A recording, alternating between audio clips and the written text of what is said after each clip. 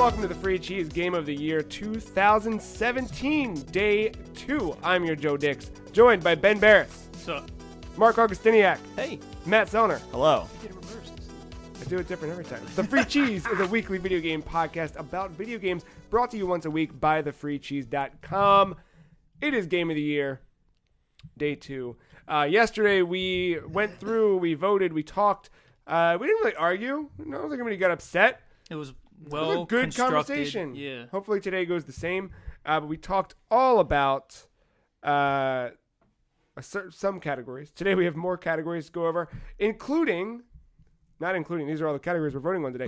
Favorite in-game moment, best multiplayer, best fighting game, best character, best sound design, with best fighting game and best sound design being brand new titles for us, or brand new categories for us this year. So that's pretty exciting. We're going to kick things off with favorite in-game moment. Now, as we said yesterday, say it again, going to reiterate, spoilers. Especially today With favorite in-game moment kicking us off from the start. Like, spoilers.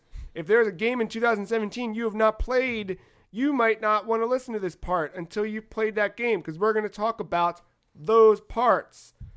Even just by revealing the nominees, it's going to spoil some things. So before we do that, actually, Ben. Yeah, because I've played a game on this list. Yeah. So Ben, we'll you want to go upstairs? Yep. Go Hang rub out one for a out. few. Yeah. And then we'll text you when we're through here. Good luck. If it gets real quiet, I'll call the police. It's Figured true. someone just I told would, everybody. if you hear yelling, I would call the police. Godspeed. Yeah. Just hang. I hope nothing. Leave the dogs in the. They'll. Yeah. All good. I hope nothing seeps through to upstairs where you can kind of hear a word like shit. Oh yeah. I mean, time will tell. We'll find out. We'll let you know when we're done. Yeah, if you want, so you're not just shouting, you can just text me. Yeah. Thank you. I know how phones work. Let's talk about our favorite in-game moment. Oh boy. This is uneven now. Oh yeah, this is good. Odds. It's all right. The bloodening. Knife fight. Our favorite in-game moment. Here are your nominees for 2017. Ending E in Nier Automata. Wolfenstein 2's. We did not. That was for spoiler sakes. The death and resurrection of BJ Blazkowicz. Huh. Yeah. Fuck, I'm spoiled. Becoming Bowser in Super Mario Odyssey. The Super Mario 64 costume in Super Mario Odyssey. The New Donk City ending in Super Mario Odyssey. The Destroyed Tower in Destiny 2. Opening the door to yourself in Stories Untold. That was cool. The reveal of Project Zero Dawn in Horizon Zero Dawn. Quote, I got this. End quote. Mass Effect Andromeda. The opening of Prey. A2 and Pascal go to the factory in Nier Automata. Heihachi's death in Tekken 7. The end of Chemical Plant Zone Act 2. Sonic Mania. Going 2D in Super Mario Odyssey. Ascension in Everything. King Dice's boss fight in Cuphead. Oh, sorry. Okay, so this boss fight in Resident Evil 7, it was more to the End of Zoe DLC. Okay, got it. Then the moment you lost everything in Stories Untold. And you're thinking about how much you want to star to be, aren't you? In Okay. Nier All right. Automata. I figured that's what that was. Man, my mind is going to be blown. Yeah, excuse us, listeners, for the stuttering. We had to cryptically put this list together because of Ben. Yeah, we didn't want to So, spoil like, anything. Just we by have a us having shared list. note. So, like, Wolfenstein, we have Wolfenstein on here as Wolfenstein 2 thing. Right. So. But yeah, that's why the stutters So, were happening. so there's there. a lot of stuff here. Yes. Just looking at it, we got a couple of these Mario things. I think I kind of want to. There are four Mario. Four things. different Mario things. So going 2D in Super Mario Odyssey, how do you feel about that? Is that a contender? Was that like a particular moment of that game? No. I Because think it's a cool thing, but I don't know that It's it one of my needs- favorite parts. not love that. stacked You wanna leave up it- against this though. Against the other stuff, I mean, it's more specifically. I like it more than the costume. Okay. I agree with that. All right. So you want to cut the Super Mario 64 costume? It's cool, but All right. I also think like the New Donk City ending, like I think that that ties part with the in 2D. yeah, exactly. So we can, So, yeah, like, we keep can cut the like 2D. keep New Donk for right now, but get Yeah. rid of Mario 2D just in All right. general. I loved becoming Bowser. I loved the song. Me I too. loved all of that. A lot, The yep. whole thing with being Bowser was fucking great. It was. Sonic Adventure. Okay. See, these both involve songs with lyrics, which is a first for Mario. It's true. Let's visit some of these. You want to visit some of these near things right now? Because I don't think we need 3. I'm not. No exaggeration, no anything. The second you said near, and I started thinking about what we're about to talk about, I got butterflies in my stomach. Should I have put that in day one of what I'll play next year? Even though I have played it, I did get an ending, but Too late. All right. Well then, you want to No, pause on no, that? we can dive in if you want. I think that you're thinking about how to blank blank blank blank to be, or star star star star to be. Yeah. Like I think that ties in. Like it does. we can cut it. I just thought it was a fun moment Yeah. that fucked with your expectations later Yeah. I don't Yeah. know what that word is. on. That's the point. Is It like, could be like 2 different words They because never of tell you, well, they do. Yeah. depending on what you do. Yeah. Your mind thinks. No, not that. Like Oh. the first time you see it, you're like, Of course. right, yeah, I Yeah. would fuck 2B. The game's obviously. playing with me, Yoko Taro, but that word. I mean, we can. I mean, yeah, this is Yeah. spoiler territory. It implies you want to kill a 2B because of a reveal at ending C and D. yeah. Oh shit. Yeah. Yeah. Hmm. But the first time you see it in That's without cool. context, you're like, yeah. And then the second time you're like, It's a very Yoko Taro thing. yeah. I I'm think- okay cutting that though. That's yeah, a weaker compared link. to the Pascal arc, in the C route or the CD route, Yes. and ending E, I think that's the one that gets cut. I kind of want to keep those 2 other near moments at the moment. I agree. Explain to me the opening in Prey. So That's this is really cool. yeah I think this is something that's going to get cut here. I don't think it's going to make the top 3, but Prey did something. It did like a Groundhog Day moment. Like you wake up in bed, like the game literally opens to you waking up. You like hear a song. There's a certain time on the clock, and you're like walking around your apartment, and like you put on your costume or your outfit or whatever, and then you get called, and you're transported by helicopter to like a testing center where like they're running tests on you, and you kind of don't know what's going on with it. You just performing the test. But like the helicopter ride, there's that cool ass like techno 80s theme music flying by, and like the credits are like all along like the buildings, like the top of them. And it's like very just stylized, and it's like trying to say like, hey, this is the world of Prey. But when you're undergoing tests, one of the enemies, because of the disguise element in that, one of the enemies actually was a coffee mug, and he came out of it and attacked one of the scientists, and then there was like a big attack. You black out, but then you wake up and it's the same thing. It's the same time. So it's like that trailer. Yeah. Yeah. Okay. And then you wake up and you're like, oh well, I just saw that, but like everything seems to be the same, but like your emails are slightly different, and Reminds me of another you eventually get outside your door, and then you see like this dude is like this, like his face is all like disfigured, and he's obviously dead.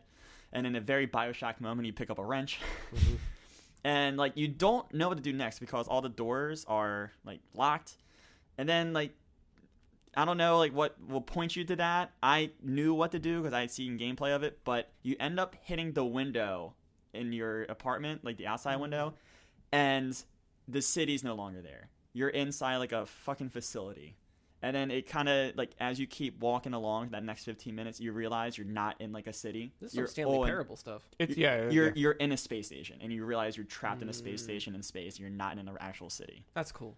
Yeah, that huge stylized moment, like that's a game that our subcategory from last year, Matt can't play but really wants to. Like that moment, seeing that got me into that game, and I did play that for quite a while before like my anxiety got the best of me. But yeah, that was a really cool moment. That was definitely worth mentioning, but I think it can be cut compared to some of the heavier contenders in this list. Speaking of heavy contenders, I got this. So there Mass Effect. actually, So there actually is. He just doesn't keep saying there actually is a moment in that game where, you, after you make contact with like the home space station where all these all these traveling ships come in, you finally kind of get the keys to your ship, like your actual ship, and you're on the deck, and like you're like the pilot's asking, all right, Captain Ryder, where you want to go? And then the dialogue just ended like lent to like a tree where like it was like give a confident answer, and then you say, I've got this. So it was kind of like, we laugh about it. It was kind of symbolic, and at that point I was still trying to be like Optimistic about the game. This game, that was just a rough first level. It's gonna come around, and yeah, as we found out yesterday. Keep it or cut it. I mean, cut it. Mark, tell me about the death of Heihachi. So the story mode for this game, for most fighting games, story doesn't really have much of a spotlight, and that's fine. But this one decided to be a little more heavy with the narrative and be a little more straightforward, because the Tekken universe is a little weird. You don't know every character, you don't get their backstories a lot, or if you do, it's like when it'll take place or who's related to who. Yeah, and like in Tekken 3, like some of the endings are canon, but others are not. Right, Like, there's a lot of non-canon endings. And this one did something very, very different. And I'm not sure if it's going to be like the biggest winner either, but it's definitely worth mentioning. So in the story mode, you are playing as multiple characters. Depending on the events that are going on, you just play as whoever. But the main overall story is a reporter who is trying to find answers, because you find out that he actually wants to get revenge on Heihachi because of his army and company or whatever going to war with Heihachi's son, Kazuya. They both have rivals and trying to kill each other, and in the process, the city has gone to shit. People have died, and he lost his family. So he is trying to be a reporter and get answers as a way to get close to Heihachi, I guess, and potentially trying to get revenge for his family. And he's not a fighter by any means. And by the time you get to that point, Heihachi decides to bring you in for an interview to explain everything about him. So he's usually like the villain or like the final kind of a boss in most of the Tekken games. He's usually compared to like Bison or something, or Akuma or whatever. It's just nobody likes him. He's a dick because he threw his son off of a mountain Right. in Tekken 1. And it's like, oh, you're not worthy to be my son unless you can climb back up or whatever type deal. But turns out he fell in love with a woman. This woman ended up she was actually like a demon all along. Tricked him. Is it ogre? So she was pregnant. He was forced to kill the demon. And you've seen all the flashbacks and everything of them being together. That's while he's like strangling her, and just like that's how he ends up killing her. It is like a whole fight you have to do beforehand. But every time you hit her, like a successful hit, a big flashback of a memory would pop up, like a quick image would just fade. So you're just like, every hit that you're doing is just like, this sucks. Why I feel like this? And he ends up killing him. So the reason why he threw Kazuya off the mountain was because he had that devil gene in him. And in order to save the humanity from demons ever spreading, he made the tough choice to kill his son. Wow. And it turns out, so his son does not know that nor understand that. And it gets very conflicting in that sense. So not only is, and also like the wife that he killed made a deal with Akuma for some reason from Street Fighter to like come in and assassinate Heihachi. And because apparently it was like a promise that he had to keep, they were very vague on it. And so now he's part of Tekken. Sure. That's canon. Yeah. He tries to fight Heihachi and defeat him, and he thinks he did, but he didn't. And it ends with Kazuya and Heihachi fighting, and it's just like a father and son bout on a volcano. That's fucking cool. It's breaking through the mountain and everything. Every hit, every blow is just like extreme, and it gets really. They're both like worn out at this point, and to be like just a human with this power going against a devil like in full form, and just he doesn't make it. Kazuya kills him. he finally gets his revenge, and then then you fight Akuma, whatever. But I just thought that was cool to like have a whole turnaround to me, seeing this guy just as like a dickhead throughout most of the games nobody cares about. I was like I mean, he was in Soul Calibur 2 for PS2 as a guest character, and I was like, why? He doesn't have anything. With like bracers were his weapons, I think. Yeah. But now I'm looking back, I was like, he was an icon. He was a staple of that series. And this game was to kind of send that off. Like, this is the end of that whole like Mishima like saga of that whole family. And it was cool that it was seeing you feel for this guy, and he's trying to like, save the world in a weird way, and just didn't go that way for him. Mm-hmm. He didn't win. So now it's up to Kazuya's son Jin, who also has that devil gene. That's kind of cool. Neither of you guys played the end of or have seen the end of Metal Gear Solid 4, have you? Mm-mm. I have. Is that battle compared to that? Metal Gear, you can't compare anything to Metal Gear. Well, But the impact of it? that no. final battle of, I guess I'm about to spoiler of Metal Gear Solid 4 for someone, but like I'm not sure because like Tekken has such like again like the narrative isn't a strong point for that series. okay. So it's hard to get attached to these characters, but you do feel something for Heihachi alright, playing it's that not story. quite the level. But Okay. yeah, it's not that on that magnitude. Okay, all right. So I'm actually not So going to that spoil can like anything. that can get cut, but I just thought that was really cool for a fighting game to do something like that and actually move on in a series. Mm-hmm. All right, I cut it. Tell me about that boss fight in Resident Evil 7. Boy, it's so fucking cool. Yeah. Oh my god. So this is the DLC, right? At the end of Zoe. Now, who do you play as DLC. in this DLC? You play as so I know the other one it's Chris, right? Yes. Okay. So the villains in this game are the Baker family. Yeah. Yeah. You play as the father's brother, Joe Baker. All right. Zoe is the one that's like out of the Bakers. She's the only one that's like not really like infected, and she's trying to like help you out Mm-hmm. to escape the place. Mm-hmm. Oh, she's the one that calls you and stuff, right? Okay, got Yeah. it. Yep. Okay. Well, she kind of got left behind due to a tough choice you have to make in that game, and optional. But canon wise, she gets left behind. Mm-hmm. She gets infected in the way where she gets this crystallized mold on her, and it's like petrifying her. But by the time Joe finds her, because he sees all these helicopters going on, he leaves his little like shack in the woods. It's like seriously, it's like an outhouse with like a bedroom. Cool. That's where he lives. Just a back ass woods little cabin. Cool. He sees umbrella helicopters flying over. Sees soldiers. They're about to pick up Zoe, and he attacks them with his bare hands. This whole game is a beat 'em up. Joe Baker is just fucking hands. He just punches everything. That's kind of fucking. And hence the fist emoji in this list. Yes. I got it. So the whole point of the game is you trying to get the vaccine to cure her, because there is one. Oh, that's cool. And those umbrella soldiers were about to do that, but you were an idiot and ruined that.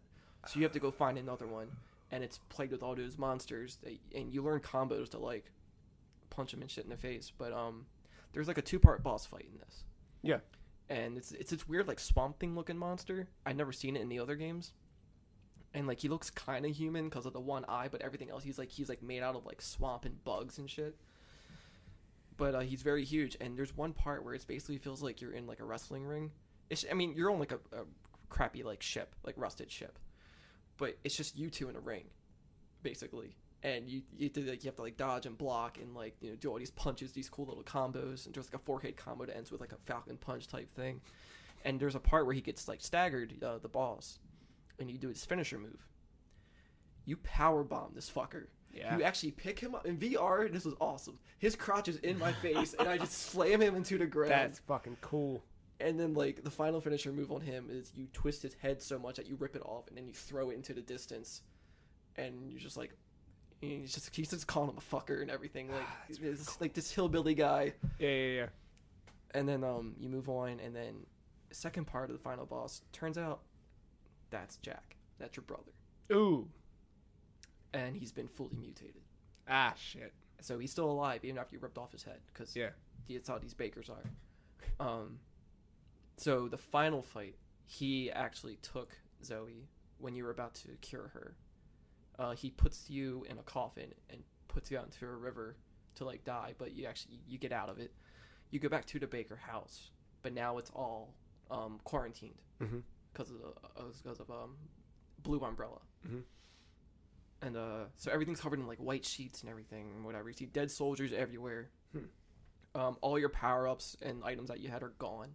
The only power ups I have in this game are like these little like voodoo effigy dolls that would give you more strength. Mm-hmm. There's just little dudes with boxing gloves. And other than that, you can make spears with sticks and metal scrap. This guy is just very resourceful. That's like, and so you go through all that. You have nothing now. You feel a little weaker. These enemies are chasing you. You can fight them, but I found out you were supposed to run to this one side and you find this umbrella item. It is one of two of a pair. It's a gauntlet, and it's this metal contraption you put on your hand, well, your left hand, and you can charge it up. And it's like Mega Man's Buster. it's not a buster. It's just a fucking fist. It's just like a metal glove. It's like basically a power glove, That's fucking literally. cool. and you charge it up, and a little voice would be like, "Oh, it's like a fully charged," and Yeah. then you just like poof, and like heads explode, people fly back, That's fucking and cool. now you fight Jack Part 2 with With that, it. Okay, Mm. that's pretty fucking cool. and then you just fucking obliterate them. Now Thus I saving understand. Zoe, and she gets cured, and like that end of that is the real ending to the whole game. Okay, all right, I like that. So I'm not gonna cut that. it was really fucking cool. Tell us about Ascension. I was just gonna say Ascension in everything. So everything is a game where you kind of start as a being, and you slowly transfer your consciousness to other beings. In the very first time you kind of once you learn how to transfer your consciousness to something else, you're like, oh cool, I was a camel and now I'm a blade of grass. But you will eventually get a point where you can become smaller and smaller and smaller. Like microscopic Right, and you kind of like go or molecular. you go. I mean, you go down to those levels, and eventually you kind of ascend. So you can descend, you can ascend, and I think the ascension piece for me, like where you end up as the universe, and eventually you'll kind of hit a point where you go so small, and you're back at the beginning of the universe being so big, and it just everything is in itself. It's a weird thing to experience, and again, like it's all coupled with that narration by Alan Watts, and you're kind of like, I don't know, you just realize that like it just puts things into perspective. Like we're three idiots at a table talking about video games, but like this house is a lot bigger than us, which is still a fraction of the size of this block, which is a fraction of the size of the city, of the world, of the like, and it just that. But then even then, like. But yet it's There's part all- of it too. Like And there's all of this life happening like in the space between the keys on this keyboard. You know what I mean? Like there's who's to say that there aren't three idiots inside of this key having a similar conversation about similar things that we cannot see or comprehend because it's, you know, past our own cognitive abilities. And I don't know, it was just kind of, I liked that moment of like where you kind of go up and go down and that whole thing. But I don't think it's like necessarily my most favorite or, you know, I just think it was a neat little piece. Yeah. that's pretty cool. And then the end of Chemical Plant Zone Act 2, where you just play... Okay, I thought that was it. Yeah, it's Okay. where you end up just playing Puyo. Dr. Robotnik's... Yeah, you play Puyo Puyo with Dr. Robotnik as the boss fight. Like, that was such a fucking... When you fall in, you're like, are they... What? Ah! Yeah, Good it's supposed thing to you be a got callback good with to Mean Bean Tetris Machine. earlier this I know, year. yeah. Yeah, you're just playing Mean Bean Machine. It's so fucking good. That was pretty. But even that, I don't think it's the strongest. Ooh, Um, we're good. I'm gonna cut that if you guys are cool with that. I'm Yeah. cool with it, but it definitely deserved acknowledgement. Yeah, Yeah, that it was is, cool. yeah. To see. Like, I don't even like Sonic. I just happened to, I think, be around me guys play that section. Yeah. And that was kind of cool. Matt, tell me about the destroyed tower in Destiny 2. So, I don't. I'm the only one at this table that played Destiny 1, right? Yeah. Okay, so like we all kind of know the story of Destiny 1. Like it could have been a lot more. It wasn't. The narrative wasn't heavy. You had to go outside the game for the narrative, and just people weren't happy with that. And, for what it was a good game. It was just there could have been more, or there could have been different features to kind of keep that going. Destiny 2, this is the very beginning of the game. The tower that you spent hours in the first game, like decrypting your engrams and visiting like missions and stuff, like getting your missions and stuff and all that. Like you just see it in flames in the beginning of Destiny 2. Yeah. And in a weird way, it's kind of like metaphoric because like it's kind of like Destiny 2 saying, hey, we know what Destiny 1 was. We're trying to restart. Yeah. And that's kind of the story of Destiny 2 is like, as a guardian, like, we're trying to rebuild almost. But yeah, it was very like symbolic, and we like at the point where you go to like the main part of the tower where you see it in flames, and at this point you've already seen like 2 cutscenes in Destiny 2, and like, oh my god, that's like we're equal to the amount of cutscenes in Destiny 1. And it was a good moment, I think, for a former player to kind of see that. The game ends up panning out to just be like a Destiny 1.5, but I don't think that's a bad thing. I think that's a good thing. But like, it was a very good start for someone who was maybe tired of Destiny 1 to jump into Destiny 2. It was kind of refreshing to see that. Is it the best moment on here? No, but I think it was something that like any former Destiny player, it might have a little impact on them. I'm gonna cut it. Yeah. And then I'd like you to talk about the Project Zero Dawn reveal. All right. So this is like the game is building to this reveal. At this point that this Project Zero Dawn exists, and at this point of the game, a gentleman named Ted Fair runs a technology company. Well, he made machines called Peacekeepers to try to keep peace in different areas of the world. However, he made these things with a glitch. There's no way to override any of their actions.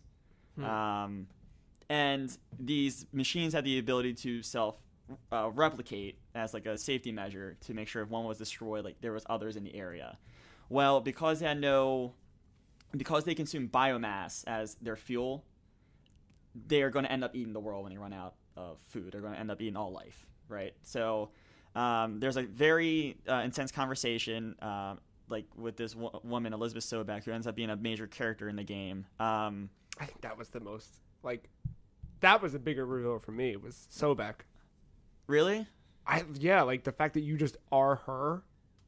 Oh, I mean, all right, well, let's finish this. So you find out that Elizabeth Sobek, Ted is literally telling her to be like, hey, we got to think of something. She's like, you like fucked up. You fucked us all. Like, thank you. I'll work on it.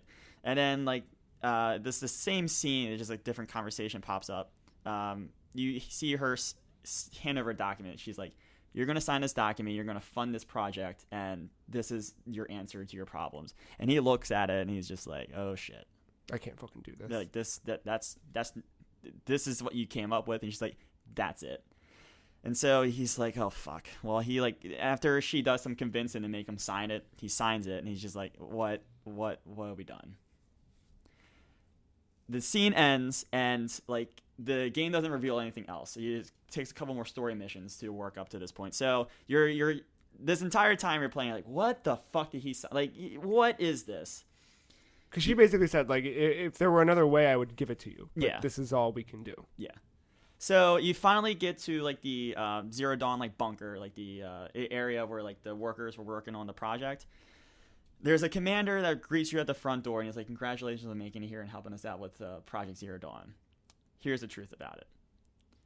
We had this side thing called Enduring Victory, I think that was the name of it. It was like Enduring Victory Campaign. These soldiers are out there fighting, thinking that they're fighting a war they can win. They're not. They're actually buying us time for this project. We expect all of humanity to die in like 18 months. You're here to help us. You're here to help us get this project to bring back life after extinction. And like, he kind of cuts off, and you're like, what? Like, there's no way. Like, I'm here. We're still here. Everyone's here. Yeah, where did it go wrong? Yeah, so you explore the base a little bit more, and then you actually get to Elizabeth Sobek's like hologram, and it's like a these are all like diary things, like, but it's like holograms.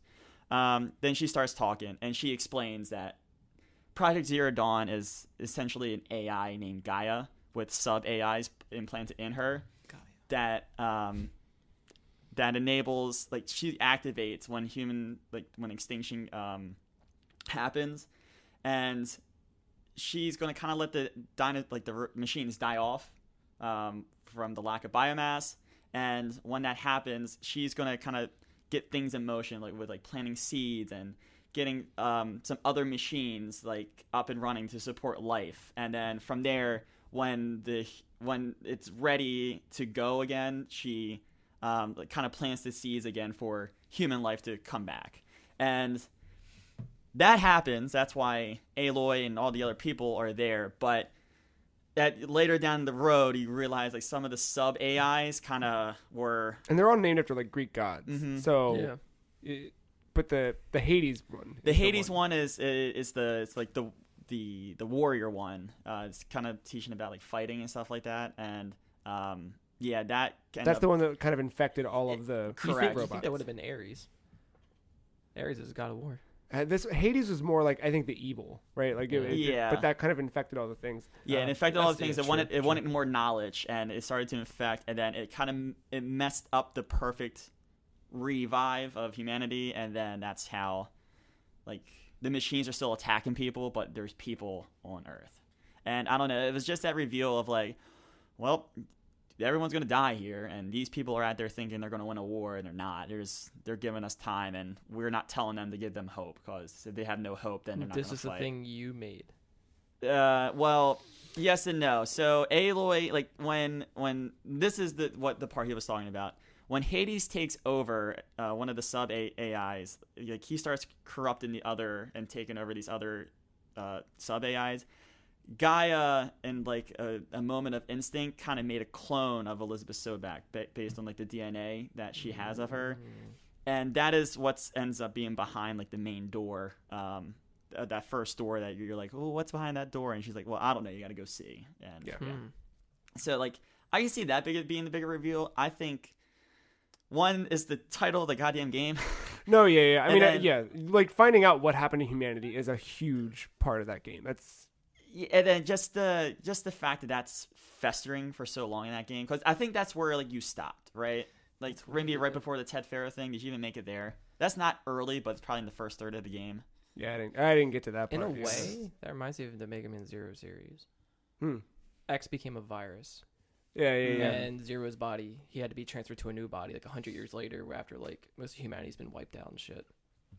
A lot But- of those themes this year. But yeah, so like getting to that moment though, it's not like it happens like the next mission, right? It's something Right, you that gotta kind of is festering on for like, hours in your head, and like and there's some subtle like side things that Aloy's saying, like what was that? And she kind of keeps subtly reminding you, and then you finally get to that mission, and that's the payoff. Like human Yeah. extinction happened, and this project was to not save it, but to revive it after extinction. I think it stays, for at least for now. No, I totally agree. Absolutely. Let's talk about Stories Untold real quick. We got two Uh, moments on here. Right? Yeah, so there's the moment you lost everything, which is The reveal episode at the 4 end. when it finally reveals it was a car crash all along, and like that like freeze frame where everything's hanging in air and you're kind of seeing the results of your drunk driving mistake. I think that was a big one, but we also have opening the door to yourself in episode 1. I feel like that was way more impactful. I agree. I agree. I like them both, but episode 1 definitely set Episode up 1's the peak. everything. I think the reveal in episode 4 that like this is all you in a fucking hospital after I think- killing your sister in a drunk that's driving definitely accident. impactful in the sense of like, dude, like reality reality Yeah. just set in. I actually think there's a better moment inside of episode 4, Which one?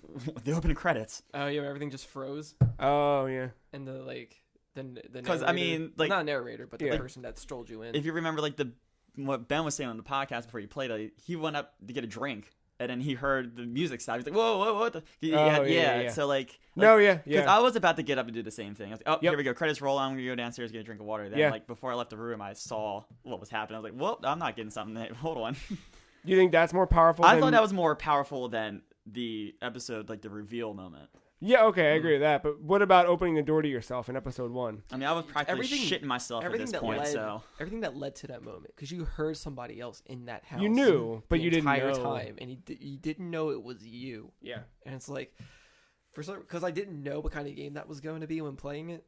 I thought that like when you because I didn't want to open the door, but I'm typing it. I'm like, open door, and I thought for some reason that like it was going to do like a Resident Evil 7 thing where like a hand grabs your shoulder and turns you around or something. I thought it wasn't going to be text adventure anymore. I thought it was going to be just like a first person like jump scare. yeah, I was shitting Alright. myself at this point. Yeah, and, yeah. Like there's a whole text message thread that Yep. points that out. So just in terms of like narrowing down a couple more, I think the next thing we can probably cut is the King Dice boss fight. That was a super cool thing. Essentially, what that was, it's the second to last boss fight in that game. King Dice is kind of like the one that's letting you through the worlds when you get all the contracts. He's kind of like the devil's right hand man in a way. Yeah. Okay, I thought that was like the devil in disguise. No. So, you actually it turns out like he made a bet against you, and because you actually came to cash in, he's going to lose a lot of money. So he's like, no, you're not seeing the devil till you get through me. So it launches this boss fight, and you're actually on a craps table. Here we go, right? Yeah. And like he's above you, like these big hands, and he comes and smacks them together, but you don't get hit. I'm like, well, that's weird. He actually brings out a dice, and it rolls 1, 2, or 3, and then. Like, I didn't notice it right away. It was not until I rolled. So, there's that parry mechanic in Cuphead. You had to parry the dice, and it will, like, stop the rolling to put a number. In the background on the table, there's, like, a little thing that, like, moves for the dice roll. And if you look ahead, the path is, like in red, like 1, 2, 3. Then in green, it's, like, clear. And then, like, 4, 5, 6. And then in green, clear. Then 7, 8, 9, clear. Start over. Fin. All those numbers are mini bosses. Oh shit! So you roll the dice cool. to start over. No. yeah. So the nice thing about starting over, it sounds like a pain in the ass, but the bosses you've cleared will like stay cleared. However, if you so roll you have to like replay the whole game. no, just that boss in fight. that just little that- mini. Yeah, just the craps thing again. Okay. And That's- then when you reach Finn, that's it's part of the boss actually rush, I guess. him. It's actually now you are like attacking him, and Okay. he unleashes his moves. But like all the like mini bosses, like they're not as fleshed out as like the actual like phases and stuff like that. It's like usually like they all have one mechanic, and that's that mechanic, and they have like a much shorter health thing. They're all Okay. mini bosses, but they're all like casino games related. So like there's a fucking burning cigar that like shoots fire. Right. And then there's like there's a horse racing one where you're like shooting a horse that's like riding around. You're like you're in your plane shooting at them. Like it's all like dumb designs, but it's so cool. And I really like that board aspect of it because it wasn't just like 1, 2, 3. One of the sections like in the sections of threes had like an extra health in it. So you may want to go try to roll for that one. Instead of doing the other ones, or once you kind of knew the numbers of the bosses and there was one you did not want to fight, like you would try to roll around so it. you have a chance to skip Yeah, them. so you see the dice spin and it says 1, 2, or 3, and like if you time your parry correctly, like you can get the roll you want. However, like you have to be really good with your timing. Okay, I thought you had to like fight every single one. No, Like, no. holy So, like- crap. so, like, Wily's you- Castle. Oh, that'd be, yeah. Yeah, no, like you can like roll a 3 and you'll instantly go to you'll skip the first 2, but then go to mini boss 3, and that would be whatever. And then from there you roll again, and if you roll a 1, like you're clear, like you don't have to fight anything at that point.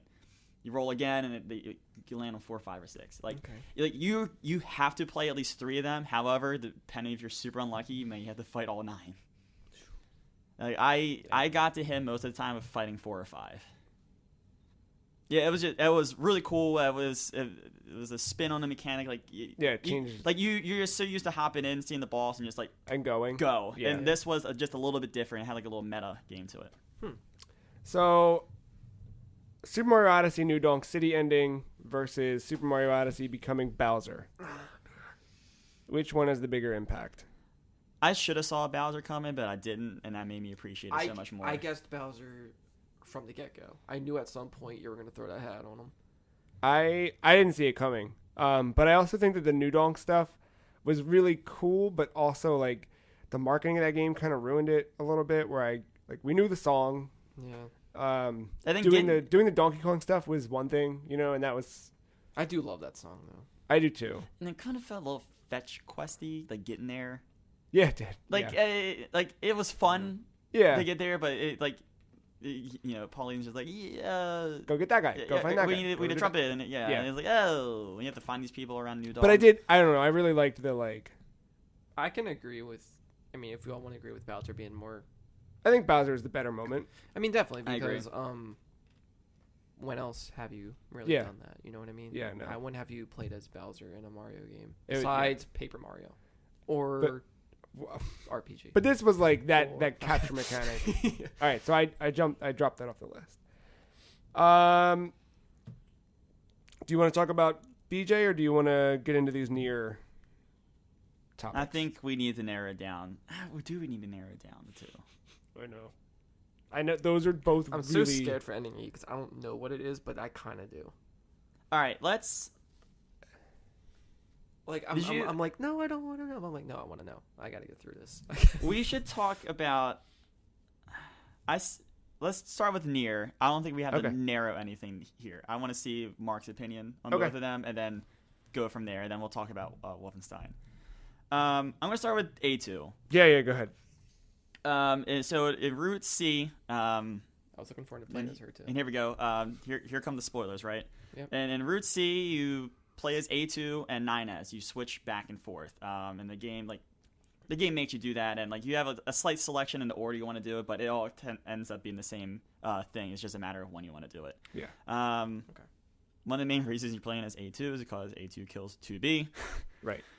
So like her combat is pretty much like mirroring 2B. Now you're using a sword though that 2B stored her memories in a sword as she was dying. Right. So 2B becomes infected. Correct. Yep. And she knows this, and she's like, well, in order to save everything, I need to sacrifice myself. So she puts her memories in a sword and tells A2 to kill her. 9S is trying to catch up. He's got 2B's signal, and he's trying to catch up and get there to, just be with her. And right as he gets close and he's coming across this bridge, that's when the sword goes through. So he assumes that A2 is just murdering her for no reason. And then go back to the first run of that game, like Yorha's telling them that A2 A2's a villain. Yeah. Right, 'cause you got I fought there. her Mhm. in that castle. Right. Correct. But she, and remember she says in the castle, Like you can't trust Yorha. Or right, something. the true enemy is Yorha. But that's such a villain thing. It to is say. a villain thing to say, but you So, find out like yeah, no, so she's you don't think twice she's about right. it. um Well, yeah, you can never believe it. Never trust in a company. so essentially there's Adam and Eve are kind of fucked up. Don't have to tell me. I know, First so time you- fighting 'em. You kill Adam, and then Eve unleashes a plague. That's the virus, right? It hits all of Yorha. It hits all of them except for 2B and 9S initially. But then, Already the symbology there. yeah, I know. It's so.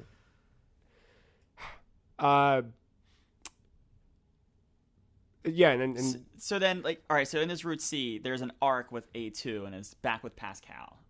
did you meet Pascal, the robot in the In village? the- Yeah. In the In is the it tree tree village. house. Yeah. Yeah. Pascal's the leader. Tall dude. Taller. Yeah, tallish. He Yeah, has like a kid voice. yeah. Yeah. Yeah. So you A2 meets Pascal, and I forget what ends up triggering you leaving initially.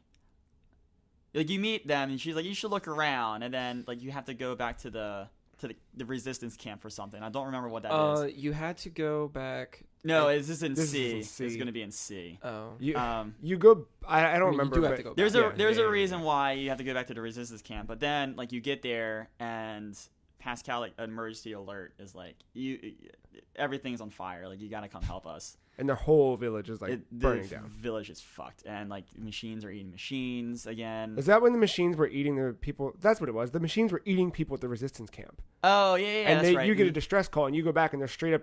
All the machines, the little trash can machines, are eating the members of the resistance camp. So you go to investigate that and try I and didn't know save he had whatever. mouths. No, I thought that happened in Route A. Did it? That was Route A. How are God they damn eating it. them? Everything's all- It's Yeah. like an errand you're running for Pascal. Whatever or it was. Yeah, it's something silly to get you away from there. However, you get the distress call, you go back, and everything's on fire. Pascal's like, help. I moved these children. Like I got the children out of here, but can you try to save everyone else? And like everyone else is dead. Like you're just trying to clear the treehouse of all these machines that are running around.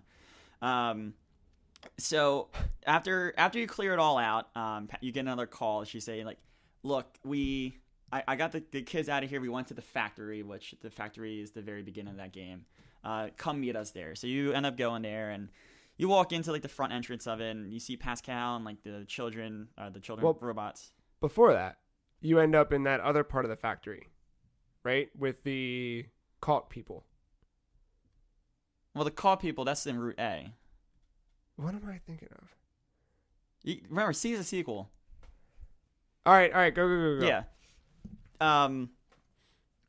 So you end up going back to her or to Pascal. That's a him, right? I always get that confused. Pascal? Because Yeah, of the voice. Yeah. So you end up meeting them again, and then like something flags that like an onslaught of robots are coming, and like you and Pascal go outside. And it's just a fucking mass robots, and you're fighting, and then even like one of the bigger like the I forgot what they're called, like the bigger machines that you fought in like the demo. They're golems. Probably. Yeah, so like you're about to fight one of them, but then Pascal takes like over like a dead one, and it's like a beat 'em up, like a Rocket Sock Robots match almost. That was pretty cool, but the thing that it still gives me goosebumps thinking about because it hit me hard. After you defeat the machines, you go back in and you see all the children dead, and they kill themselves because Pascal taught them emotions and about fear, and they were so scared about the battle outside that they killed themselves.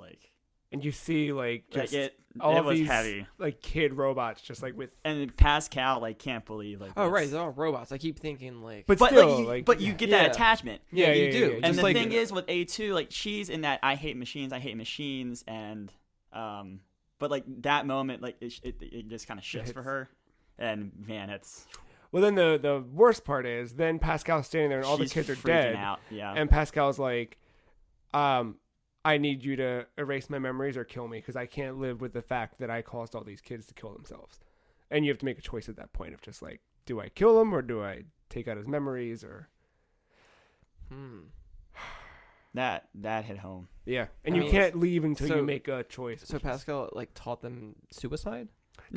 She taught them emotion because she wanted she wanted to like make a better like robot. Like she wanted them to be like to kind of like impersonate humanity as much as possible. Right. And Like the because ones that's all she's big into like philosophy, or he's big into philosophy himself, and you kind of get that a little bit more. But like is that actually what you were doing? Were you getting the book for her?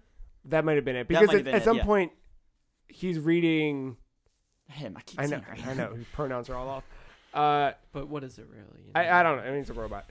At some point, he's reading like Nietzsche and like talking about like different things about life and death, and like there's all these things that like kind of tie into Pascal's personality. Like he would want to teach the kids those things and kind of whatever. But yeah, I think that was a big moment. But I think ending E hit me way more. So before you get into ending E, I don't know much about these endings, but I heard on levels of impact that Y is up there with E.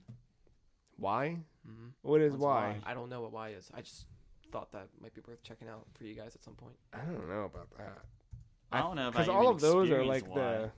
Mostly joke ones, but like I don't know. Like, can't you like kill Pascal as A2 like way before? And doesn't that get you an ending? Yeah, probably. Ending Y. I'm not sure. There's silence because we're trying to look up what's going on here. So is that why I saw A2 Secret boss. with like her hair looking like 2B's? Oh, I got it. Yeah, she cuts her hair off after she kills 2B. Ending Y is okay. Ending Y ties back to it's a secret boss fight where you tie back into something from Nier. That's kind of cool, but that might be why like people were excited about it. But no, ending E is like the true ending to the game, but it's the one that kind of transcends the game and talks and touches you as the player. Okay. You see the whole story. Like A and B are the same route from different sides of the coin. C is a sequel, and D is an alternate ending to C.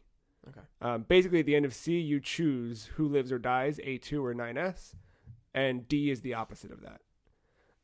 E can only be achieved after you've seen both C and D.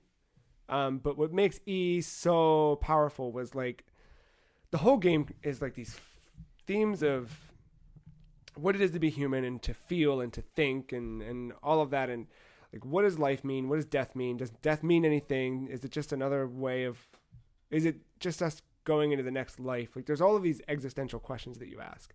And although like the way that the robots are in the game where like, I don't know, like the kids killing themselves, but also you have these robots who just like explode out of nowhere. The cult. The cult and like all of these like things that are so like, Yeah, like there's a lot of robots that imitate humans, but they don't know exactly what they're doing. but yeah, and like thinking about like the way that like the robots explode, like all of the robots have like a weird one quirk about them where like I'm really good at running or I'm a clown, look at me. All of the like mini bosses you fight, like there's the one like lady in the amusement park who's Yeah. just her desire is to be so beautiful and that kills her in the end. And like that thing where like the things that define us end up killing us. Like it's a powerful message. And with ending E, you've been through this entire game and the credits roll. And the credits are going from bottom up. And you have the 9S hacking mini games throughout the B route and then, you know, C and whatever. And in E, you're kind of doing one of those through the credits.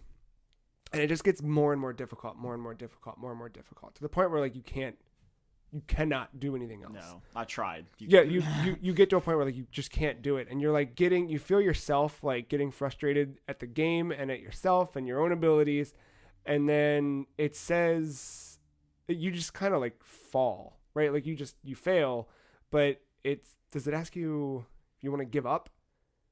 Or Yeah, it keeps prompting you want to give up now. right. And you're like, no, I don't want to give up. And like, you know, then I think it asks if you want help. And you're like, yes, like that, just that like admission of it. Mm-hmm. And then all of these ships fly in and they have little people's usernames over top of them. And they're from all over the world. And it's just this like, Is it all those bodies that you pick up? You know what I mean? Yeah, Similar to that, but yeah, it's not it's- connected. No, it's not just necessarily directly random connected, names, but yeah. it's just the fact that like, I just sat here like in that moment, like outside of games, outside of anything, like we suck a lot of times. Like it doesn't take more than 2 headlines to just throw you into a spiral of depression and be like, what the fuck are we doing? Yeah. Why are we doing it?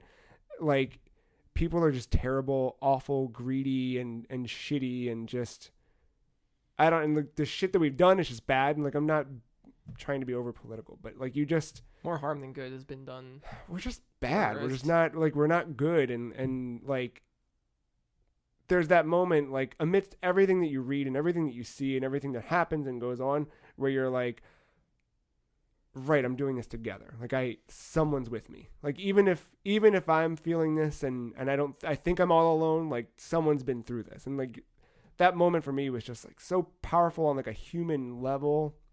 It just, I don't know. It was so profound. It kind of, it like I said, it transcends the game for me where it was just like bigger than it's so small, but like it just, it hit me in the right way. There's a quote from Yoko Taro where he said, how much you enjoy something depends on your own heart. And I think like in that case, my heart grew 3 sizes that day. So what if you said no to asking for help? I don't know. You I think it forces. I might have.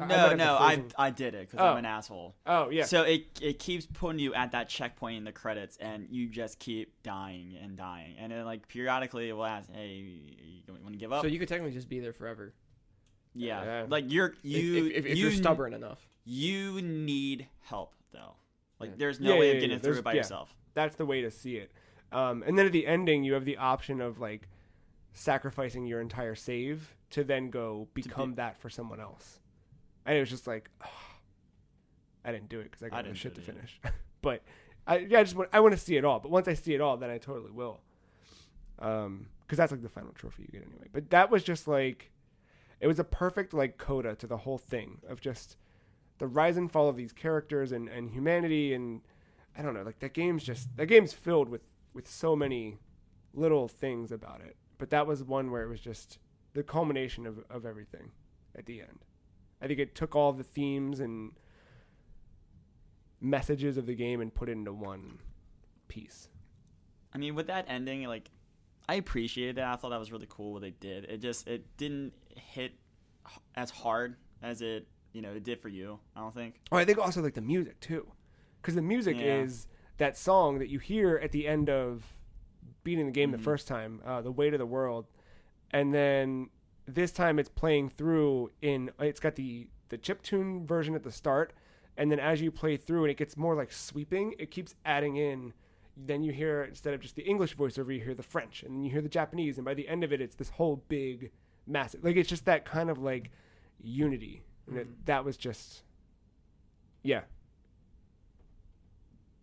Can we talk about BJ getting his head cut off? Yeah.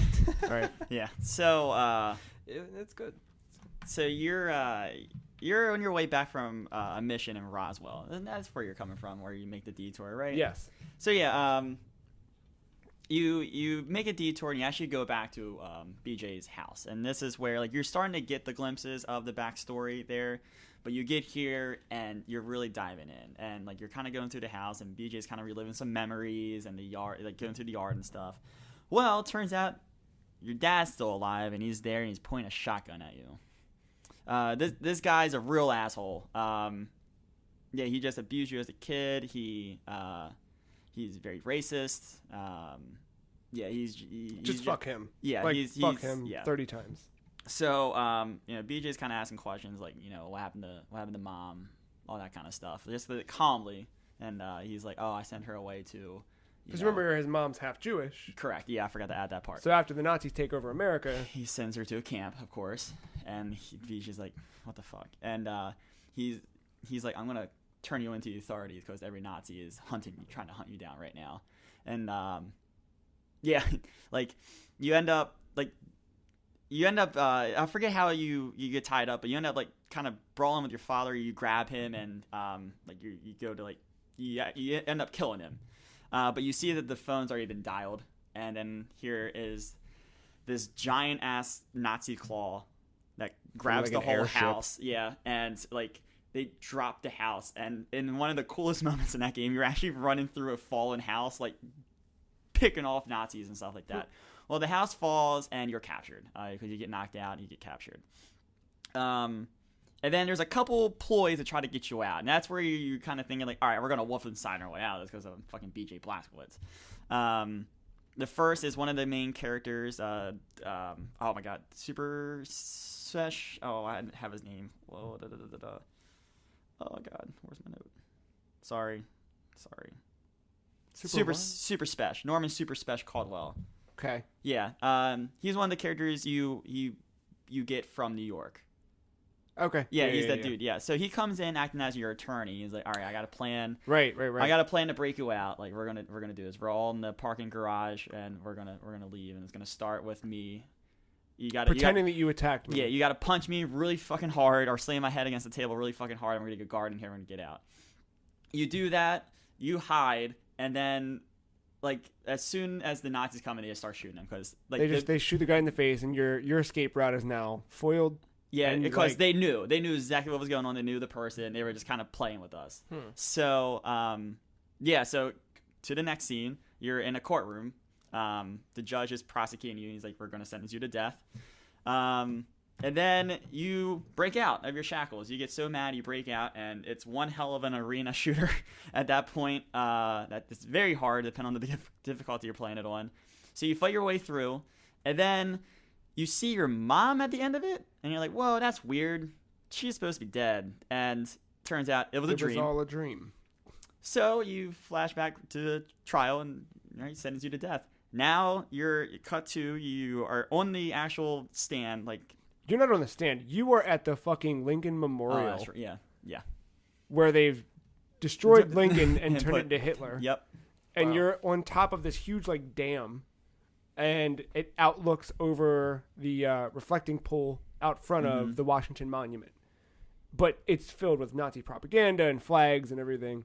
And hate speech about BJ and right. They say all the things about how you're a monster and blah blah blah blah blah blah. And then what's her name? I can't remember her name. I know, lady, the blonde lady from the first one. The main villain that you see on all like the advertisements. Yeah. She she hits you. Like you see Boom. it happen. You see the blood squirting, and then your head falls, and it falls into like She just chops your head off. It chops your head off, and like, it falls like it's gonna fall down the dam into nothingness and just be gone forever. But, and there's a moment though where you're like, you see the head fall because you don't see the thing happen. Right. And there's a moment where you're like, they just fucking killed BJ. And you're like, how the fuck? Who am I gonna play as now? Right. But the Chrysler Circle actually devised this little device that comes swooping in underneath the dam to catch your head as it's fallen. And drop a fake head in its place, so they still feel like a head has fallen down. Yeah. Yep. And then they have like 10 seconds to put the head on, like to oxygenate it. And like you see the droid, like it's pretty much a droid, like racing to the thing, and they hurry up and put his head in this thing, and you still kind of think he's dead because there's not a pulse right away, but then finally the pulse kicks back in. So you're just think of a Futurama, like a Futurama head. Yeah. Yeah, it's bizarre. So you're in there, and like you actually like it kind of cuts again, and you're actually in game, but you're just a head in a tank, and you hear them talking to you. And the main doctor is just like, we have a plan for you. We have this body right here. Now I can equip an upgrade to it, but I can only have the materials to do one of these. And this is where it adds that whatever mechanic you want. You can become, I think, super small to get into weird crevices. You can either crawl, that's can it. Jump. ram, or jump extra high. So in that E3 presentation, BJ had like a metal contraption come out and protect his head. That's actually that ties into the first like Oh, 2/3 of that game. Okay. Because that was BJ because he got severed or that came from another girl they kill at the beginning of this, where she's in that kind of protected armor suit. And BJ's all injured from the events of the first game. He's like he fucked can't up. walk. Like his lower body, and like it kind of worked out. Like his whole body was fucked anyway. You spend the first like 15-20 minutes of that game in a wheelchair. right. Yeah. And then he goes in that, which gives him the mobility. But then that's when they. Okay. So now you have these three. Yeah, and then you augments to choose one, from. and then cut to you're in the body, and now you have that upgrade, and it's fucking awesome. Yeah. And like I don't know, that's that whole series of events that's leading to that. Like, cause you keep thinking like it's Wolfenstein, like you're not killing BJ. Yeah. And then the first attempt fails, and you're like, what? It's Wolfenstein. This one's gonna work. And then So like it's like a lot until of- you're there, and you actually like are experiencing the head getting cut off, and you're like, what the fuck? They just killed BJ. Who am I Yeah. gonna play as now? Yeah. And then I mean, that's definitely more impactful than, not this part, not what I talked about in Resident Evil already, but there was another part that reminded me oh, well, of course. when Ethan gets his arm Yeah. chopped off, Yeah. and then it gets like soldered back on. It's fucking rough. All right, That's just a video game as video It was. game moment. Like, but a lot happened. Like you killed your dad after having a traumatic experience, and depending on how fast you do that arena fight in the courtroom, like this could happen like 15 minutes. Yeah. Like all like this Boom, whole boom, sequence boom. of events. Yeah, Like the, and then the like dad, the it attorney. was just like in a way it was like a series of losing Yeah. until that no. point. And like it you know, One it way went or against another. what you think is going to happen in that game. Like, you know, I think everyone who's playing that game is thinking, all right, how are we breaking out? And then you just end up not. Like, it does something completely off the wall. And it was a nice subversion there. These moments are too good. So, Yeah. speaking of which, How long have we been on this? Oh my god. yeah, we're over an hour, but we gotta start cutting some things. So I say Stories Untold is one of the weaker links of this list. It is a fucking dope moment where you are typing on the computer and you're like, oh my god, I'm walking in the. But Yeah. I think It's short lived. It's Matt, good, you're but- quiet. How about the boss fight in Resident Evil 7? How you feeling after hearing the rest of these moments? Well, I mean, you're kind of forced to kill your brother. Yeah, that's in a it. way, Yeah. Okay. And I don't know. I was kind of doing a pulse check there. No, yeah. I'm gonna cut Stories Untold. I agree with that. Yeah, Okay. yeah. Oh, I'm sorry. I didn't realize you were waiting for me on that. That's all right. I kind of want to cut the Super Mario Odyssey moment. Like Me too. It's really cool, but compared to some of those other things, where I'm like, man, is, or it's gonna get tough. Yeah, here we go. If we're looking at the two Niers, for me, I think ending E, wrapping everything up was way more impactful. But I feel like for you, and also the fact that like ending E ends with pods 53 and 42 and 153 flying your bodies back to the beginning, putting everything back together, and just saying, yeah, everything's probably going to happen the same way it did, but whatever. We just got to keep going. Like that other idea of humanity of just like everything ends, but there's always a beginning. And I feel like if I were to play this, both would be definitely memorable moments, yeah, but I think I would be more hung up on E after playing it. that's As the one that to- lingered with me the most. I mean, both are extremely Yeah. fucked up in some ways, but that's just my opinion. I think the Just because I'm a sucker for like philosophical shit. the BJ part is cool, but I I really like that.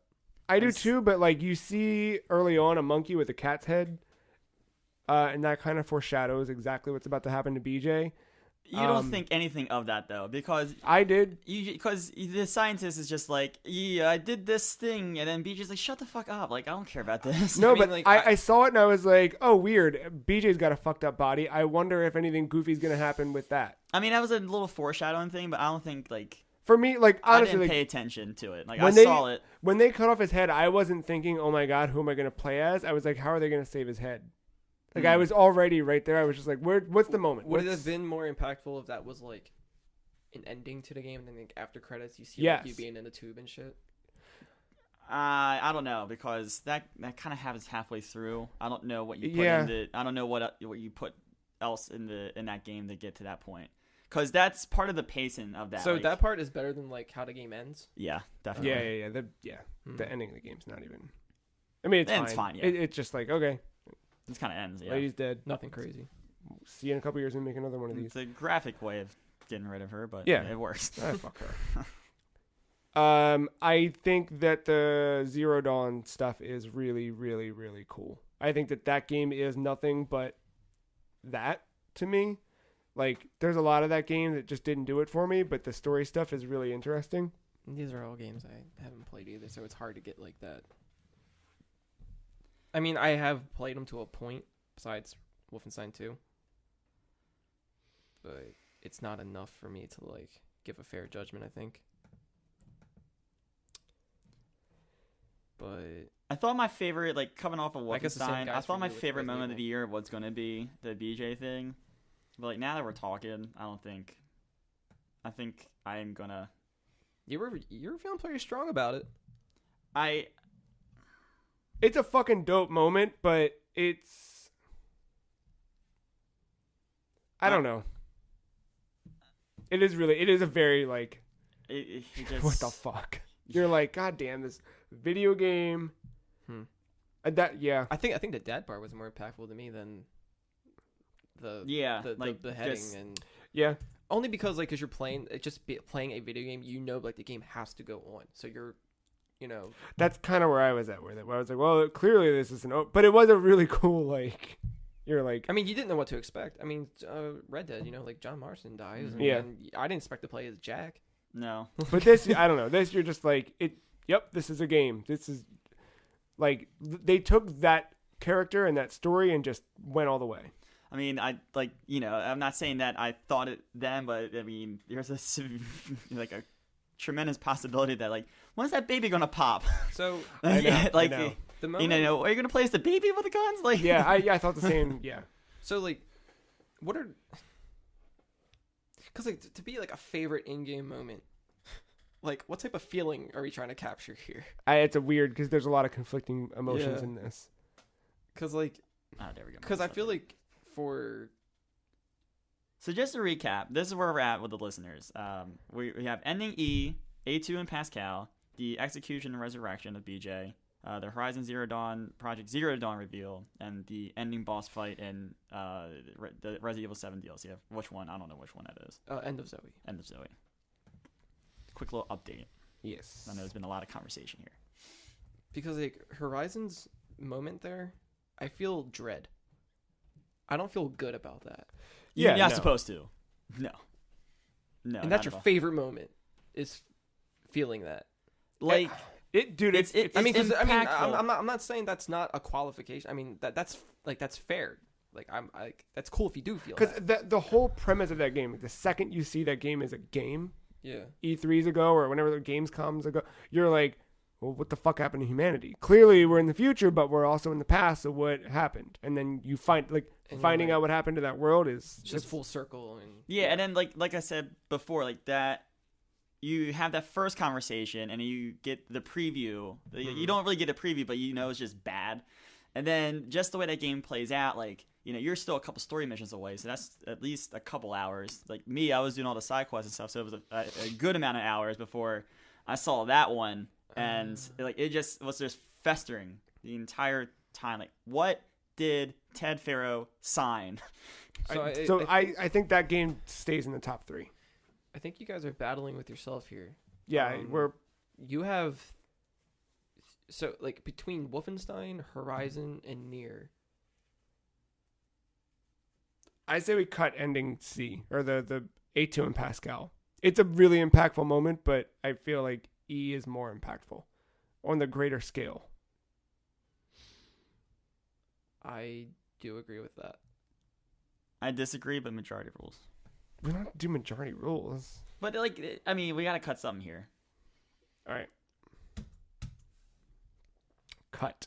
I kind of value Mark's opinion here a little bit because he's kind of outside these games a little I bit. Nier. Seeing all the kids Yeah. kill themselves is fucked up. It is. But I mean, that's like what is it? Revenge of the Sith fucked up. But this is like, I saw it and I was like, that's fucked up. Whereas ending E, I walked out of it. Like, I was sitting there weeping as the song played. And now, like, if that song comes on, I just start crying wherever I'm at. It's just that ending, it did like nothing for me. Nothing like that at all. Like, it was an ending. I get it, Ah. but it just Either way, Nier gets a spot. It just That's- gave me a, it Yeah. just, it like, I don't know, man. It reconnected me with humanity in a way. I know that sounds like dark and weird and hot topic of me, but so ending E. I think ending E stays. I think Horizon stays. So BJ versus Joe. Yep. Where we I at? didn't experience Resident Evil 7. You didn't experience Wolfenstein. So like I don't have a good. I think. I mean, we talked about the moments they are what they are. I mean, like yeah, like because I mean that whole game is just cool because I just love punching shit. But like, I think the fight itself, I think is what I was trying to go for as my favorite in-game moment because it was just cool to get like you lost everything and now you have this big power up. I guess it's kind of similar to Wolfenstein in a way. You get an augmented part. Mm-hmm. That is, And- yeah, they do and kind of mirror You're each just other. like you're literally just Falcon punching the shit out of everything. Were you yelling Falcon Punch this entire time? Or? No. But like it just it felt good though. Like it kind of reminded me in a way of like God Hand or Devil May Cry 4 when you're Nero and you're like they love like one-handed powerful things. Yeah, yeah. So that's just Capcom for you. But I think it was also good that like that game got a final resolution because Yeah. the main game kind of lacklustered in the end. And it's kind of sad that it took DLC to do that. But I felt like I feel better about the game overall now because of it. But if it wasn't for that, I would. It's probably the weakest though because of that. These other games didn't have to do that. It's tough. It's not an easy thing here. And then the harder part, even after we cut one of these, then we have to Gotta choose a pick one. favorite. I guess in the end, it would just come down to that insight. So, I would say cut mine. It is a very small moment. It's not. I mean, it's impactful in the way that like it does complete the game, but overall, like I'm not like holding that game close to my heart like it's PT or something. I would cut BJ in favor of the RE7 thing just from the way you're talking about it. But if you're not feeling strongly about it, then I mean the BJ moment is fucking badass. I just don't. I think Well- the surprise of it didn't hit me, Well, but it is a fucking Yeah, the thing for badass. Wolfenstein here, because it says like the execution and resurrection, if that's the main part we're talking about here, or does that involve?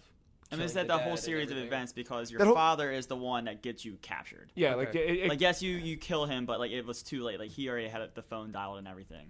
I think the big thing is just yeah. Yeah. All right, I'm gonna cut RE7. Okay. You said it. Yeah, I did. I mean, Right. like the ending still isn't. It's just like, all right, cool. did No. everything. I think it's. I mean, it's a good ending, but it's not like it's no ending E. You know what I mean? Like it's nothing like that. Speaking of ending E, obviously that's where I land. I land on Horizon.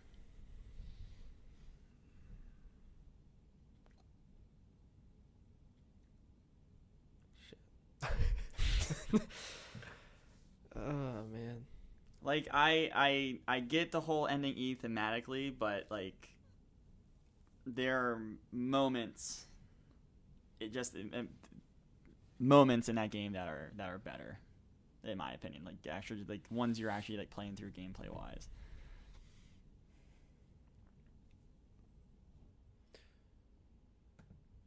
How much you enjoy something depends on your own heart. Just recite that quote. Okay. Oh If man. Ben was down here, I can be like, the guy who wrote New Vegas did Horizon Zero Dawn, and I will win. Well, thankfully, So can we agree that? so the end of Horizon, like that builds up for a sequel. Oh Yeah, but that's not even the end. that's of the not game. the end. This is just like That's like revealing 2/3. what happens. But so you as Aloy is still trying to save humanity. No, she thinks she saved humanity, but Hades infects. He goes into a little lamp. She thinks she killed him, but she had no idea. So does Frozen Wilds continue off of that? Nah, Frozen Wilds is No, the it's prequel a to the separate ending. thing. Yeah. Oh. Yeah. It's about the Banuk tribe. Haven't played too much of it, but yeah. I mean, the Zero Dawn stuff that makes or breaks the game, so I'm okay giving it to that. My vote will always go to Nier, but I understand that that's impactful for me for a reason, and it's not going to be the same for everyone. Whereas the Project Zero Dawn reveal is kind of like, yeah, I mean, because this is just outside conversation, not on the podcast. But I was telling you, I was like, did I miss something? yeah. I truly felt bad because it did not hit me the same way. Like you talking about the Resident Evil like first brother fight had more impact on me than Enemy. I'm okay with that. I know, yeah. I'm not trying to be like an asshole. I mean, I watched multiple 20-minute videos trying to breaking down that story, and it No. still just didn't hit. I know that hit me emotionally. I mean, it could have just been the right day, the right feeling, the right air. But yeah, I'm gonna call it the Project Zero Dawn reveal. Favorite in-game moment. It is fucked up. All right, favorite in-game moment. Project Zero Dawn reveal on Horizon Zero Dawn. With runners-up, ending E in Nier Automata, the end of Yorha, the execution and resurrection of BJ Blazkowicz in Wolfenstein 2, the New Colossus. Tell him to bring down the do.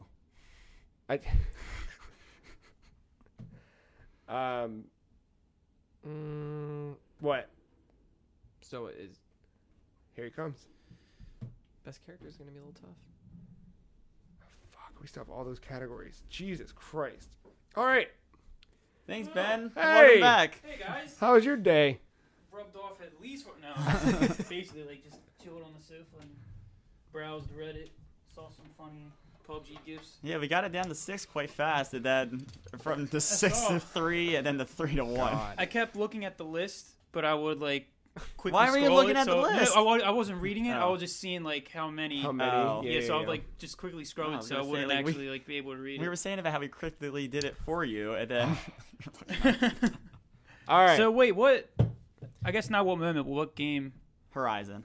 Horizon. Oh, With runners-up, Yeah. Nier and I figured Nier would be on there. and Wolfenstein 2. Oh, okay. If only Yeah. you played Resident Evil. I know. I saw the Resident Evil boss fight with the fist. So real quick, I'm gonna I'm gonna get rid of just on our list the specifics surrounding that one Wolfenstein thing. That way Okay. Ben can successfully open his list if he so chooses. Oh yes. Is it safe? Thank you. It not is. yet. Not yet. Not yet. I mean, it might need an update, but I've put it through. I have it updated on my iPad Mini 2. That runs iOS 11.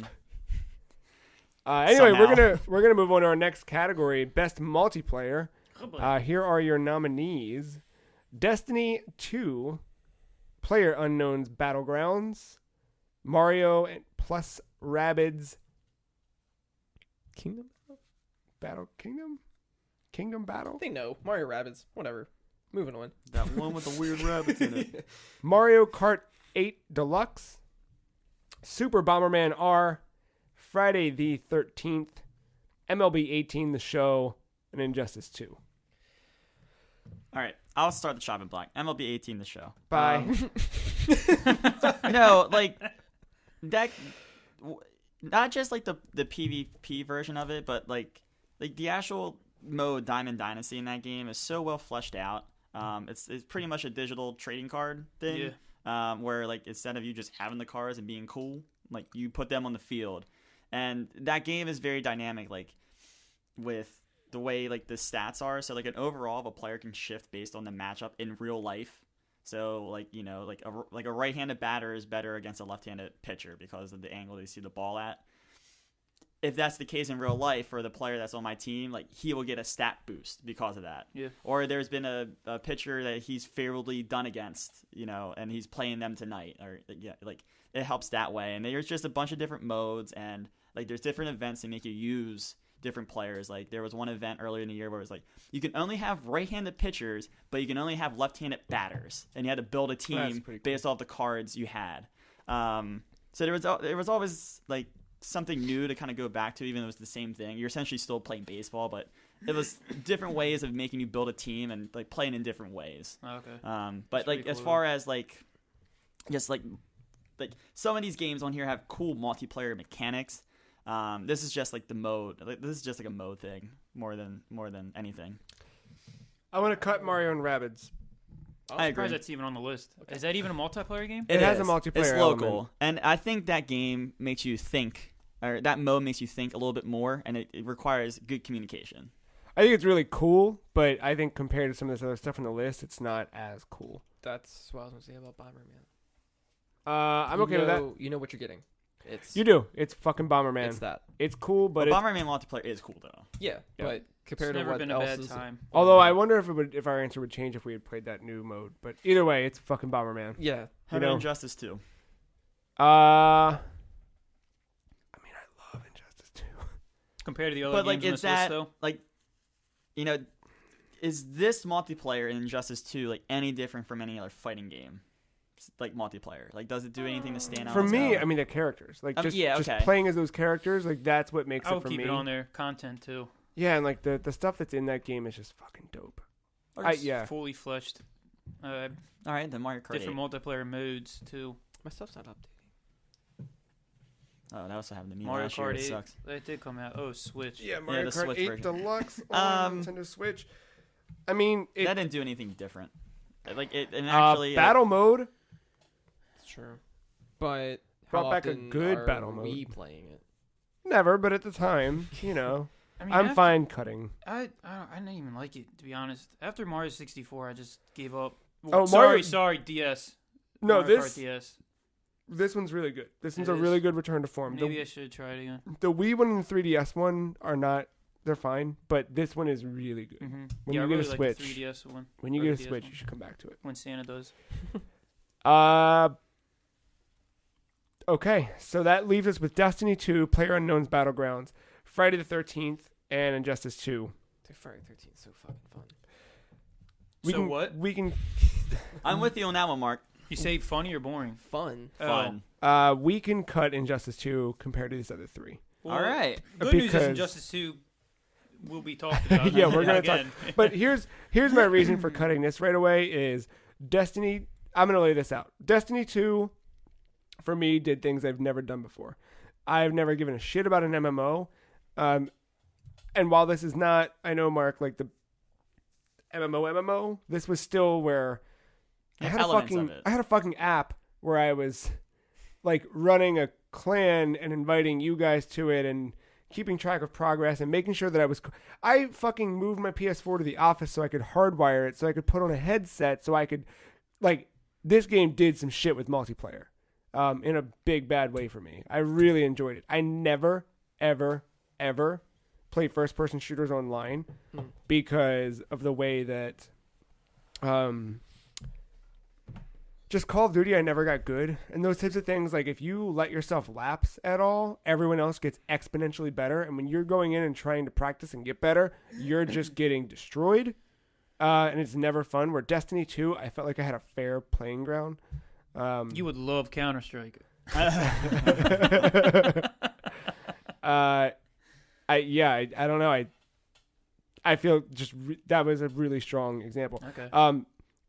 PlayerUnknown's Battlegrounds, I think that one's kind of obvious, right? yeah, Like that one's just Oh, it's that game is nothing but playing with online, with yeah. other You can't people. play without And it. Friday the 13th, Mark, you've talked so much this year about playing that game with friends and just the fun that you've That had. is the most unique online game I've played. And I don't play many online games as it is. Like, I like the idea of being competitive, but in something like this, it felt more like survival. I mean, so is PlayerUnknown's, like, Battleground. That's Yeah. like survival, too. You know, you got to be the last one standing. Which this brings in interesting. Yeah. I don't expect Friday to win. I disagree Yeah, because dude, Friday I mean- the 13th is my vote of these games. Friday the 13th is doing something weird to the multiplayer scene. Like Yeah. I know you had like the one versus many thing like with Evolve and stuff like that, but it never quite hit the mark. I feel like with Friday the 13th, like I only played a handful of games and all of them like by myself and never really partied up with anyone. But I had so much fun with that game. I think the weird like sound design mechanic with Yeah. that game is really cool, and not just with like Jason like being able to talk when he's close to you, or like just like the music with him nearby, but like the whole like if you're near a counselor, you can talk over the mic and he'll hear you, or like if you have a walkie-talkie, any can other talk from across the players. map. it's so cool. It's And really there's a like- cool level interaction, and like even if you're not like on the mic, you still know like the gist of like, all right, you got to get the battery, get to the car. Like you see all these people at the car like trying to work together in this weird way. Yeah. Like, there's so many strategies to winning that game for Mhm. both sides. yeah, it's Like, you can just hide under a bed until the cops are called, and then by the time they show up, you can just run out the cabin and try to run to the exit and not help anybody. Like, Yeah, like I do that all the time. I'm selfish. Like I'm trying to survive. well, Fuck you. everybody usually fends for themselves. But when you're playing with friends and you're communicating, like trying to help each other out and everything, that's when things get Yeah. like really difficult. Mhm. right, and Especially when and, it's 5 of you and there's a 4-person car. and that game can be played like so differently. But I'm gonna have to buy that when it goes on sale next week on Steam sale. oh my god, I forgot about that. Steam sale 20. Yeah, and then like I don't know. It's like Friday the 13th. I think it's like new and refreshing. I really wish I played Destiny PUBG, though. 2, look, it's really good, but I played Destiny 1. It is, but I still think it deserves a spot on the list, just for the impact it had on me. Like And PUBG, like I never got to play with a squad. So Ben, you're going to be able more to talk to about that. But like I know this is saying like I know a lot of people said like this has started the battle royale phase, but like it's not. H1Z1 did that. Like Well, with him, like Brendan And then Green you can argue worked the DayZ on- mod too. Well, like Yeah. Brendan Green worked on H1Z1 to make that, and then after they did what they did, like he left and he was like, well, that's not really what I want to make. I want to make this. So Yeah. he did the mod in DayZ, and now he's doing this, which obviously Or like, is. what about like other multiplayer shooters that have like that mode where it's just like last one standing or Yeah, whatever? like Fortnite Battle Royale. Oh god. oh, but like don't No, I like, know. the Call of Duty has that, right? Like the where it's like you just kill each other until there's Yeah, I one mean, this person is a left. totally. I'm not trying to discount PUBG No, I'm at not all. trying to say like it's- where like how far back did this Yeah, idea it's- start? I mean, this is definitely. It's But the this ri- one does it well. Right, this is the right mixture of things. You know what I Correct, mean? Like, This everybody is- can make a mellow yellow, but only one can make a Mountain Dew. You know? Oh, I thought. I was gonna go with the Apple analogy, like Oh yeah, that's probably like a better one. Apple perfects things usually. Right. after they've all been the made. stuff you guys said about Friday the 13th. I was thinking because if you just take what you said about Friday the 13th, except for the detailed stuff, and just put PUBG, that's my stance on it. Like, especially, like, you're right. When you play this game by yourself, it's fun. But when you're with a squad, like, there's been days I've spent all day, like, wake up, just PUBG, you know, buying, like, selling crates and shit. But, playing with the squad and then getting, like, the chicken dinner, it's, like, the only thing I compare it to, like, game feeling wise, is, like, in Bloodborne when you kill that boss. But PUBG, it's, like, I don't know. You get to share that with other people, that excitement. I appreciate PUBG's digestiveness. Mm-hmm. Because with Friday the 13th, one of the biggest flaws for that game is if somebody wants to, like, be a troll in that game, or you're trapped, and, like, or to stay hiding forever from Jason or whatever, you have to spectate that entire match. Yeah, and that can take over 15 minutes. Because if you leave, it's a penalty against you. Whereas PUBG, if you're killed, okay, cool, I'm gonna go. If you're roll Jason again. and leave, the entire match ends and you get no experience. Right. So you're saying as a survivor, if you die, you have to sit there stay and in the wait. game? Yeah. Why? Or, if you live or Is this die, the lobby? if you live or die, you can just watch stuff through cams, and like, or just watch a player the whole time. But like, that's all you're doing, and it can be entertaining watching somebody trying to get through and like mess with Jason, hopping in between cabins, breaking windows and stuff. But it sometimes it can be a little taxing in that sense, especially if you're like the first one to die in the beginning of the match, like the first 5 minutes, like that sucks. I mean, there's this, like, if you hang around, there's this small chance of you becoming what's his face? Tommy Jarvis. If someone's able to call on the radio for him, I mean, that's cool. a small chance that happened, and that's not going to be every And even then, individual. you can still die. Yeah, again, yeah. I don't know. I mean, obviously, but those matches are short. I feel like in PUBG, they're like, I feel like they're probably about the same. They can be length. long. They can be long, but I mean, if you're dead, you don't have to watch the whole thing, right? No, you never watch the whole thing. You just yell at the screen and going back. You can probably like queue back up in like 15 seconds, right? Yeah, it's pretty quick. Back on the plane. Mm-hmm. And I think that has something going for it, is the higher replay value because of something, and just the type of game it is. Yeah. Compared to like being a slow-paced like Survivor stealth type thing. See, that's why, like, even when it comes to like best multiplayer, it's a tough. It's kind of just saying best game of the year, because these are two radically different games. Like, you have Friday the 13th, and you have PUBG, and you have even Destiny. These are all completely. Maybe PUBG and Destiny have similar things. You shoot guns and shit. No, but like, okay, so what is the best in-game experience? If you're going to be playing, if you want to sit down, if we're thinking multiplayer, right? Like, if the four of us were going to sit down and play a game, which would be the one we'd sit down and play? Would it be Destiny 2? Would it be PlayerUnknown's Battlegrounds? Would it be Friday the 13th? If a perfect world. We all had the right equipment. We all had the right high-end everything. PCs. Yeah, GTX like, 1080s. What's the one that we would have the most fun? PUBG. Just the intensity between you and the last person to win versus you and like a buggy Jason that could just glitch shit and ruin it. That's true. I'd rather fight someone with equal skill. Well, you got the hackers. You got the hackers. Well, right, but I mean, assuming you're playing with somebody that plays world. like you, if it's just the two of you left. Right. Even though I do love it, but see, it's tough because I don't play it that much. When you asked that question, I was honestly thinking Friday the 13th. Damn like it. we all had, like, think about it. If we all had like that's true, high-end laptops, and the person playing as Jason, say, was like upstairs, and then the survivors were all down here. We're so good. Shit, you know what I mean? I did. Tough. I did really do that tough. with. I did a LAN thing with PS4s, and we did that. But we were all in the same room. It wasn't just like one was upstairs or whatever. That's awesome. Matt? Yeah. Down you, Matt. I think. Fine, I'll pick Friday. It is the more unique of the multiplayer styles. That's the only thing I feel like for. that is the plus. I feel like I shoot guns in like every multiplayer game I play. You do. And there is that element of like there is a gun in Friday, but it's only a flare gun and a shotgun, and they have one bullet each. Yeah, I mean, like Friday, it just like yes, it's it could be a laggy mess and there's glitches, but like I don't know. I think that's part of the charm of it, just in a way. That it is PUBG sometimes has that charm of being like Come on, man. Like, no vaulting? Like, that was a fun conversation to have Yeah. for 11 Not months. anymore, Yeah. baby. The I know. the 1.0. counselors I know. won. We got so much experience one time because of a glitch where my friend sunk through the ground and Jason couldn't hit him because of that. He was just underground under the whole It's map. fun when it's over and you talk about it. Maybe not so much fun when it happens in the Yeah. game. I mean, I even have a clip saved of a That's glitch funny. on my PlayStation. That's tricky, man. The only Are we- only thing that with Friday the 13th that is tedious is there's not dedicated servers, so Yeah. if the host leaves, like the whole game dies. That did Oh, suck. really? They That- are- my only experience yeah. with that game is They me are working playing, on it. doing Like well. if and they then can it- migrate it like Call of Duty did back in the day, that'd be great. Yeah, they have But, like a whole right chart plan of now- what they want to add, but yeah, like it's still That's tough the when you have shitty those part like, of that game. sore losers. Because that's exactly what happened. I was Jason. I killed 2 people. I was feeling really good, and then And eventually they're even adding like AI where you just play with bots. I was just reading about that when I was upstairs.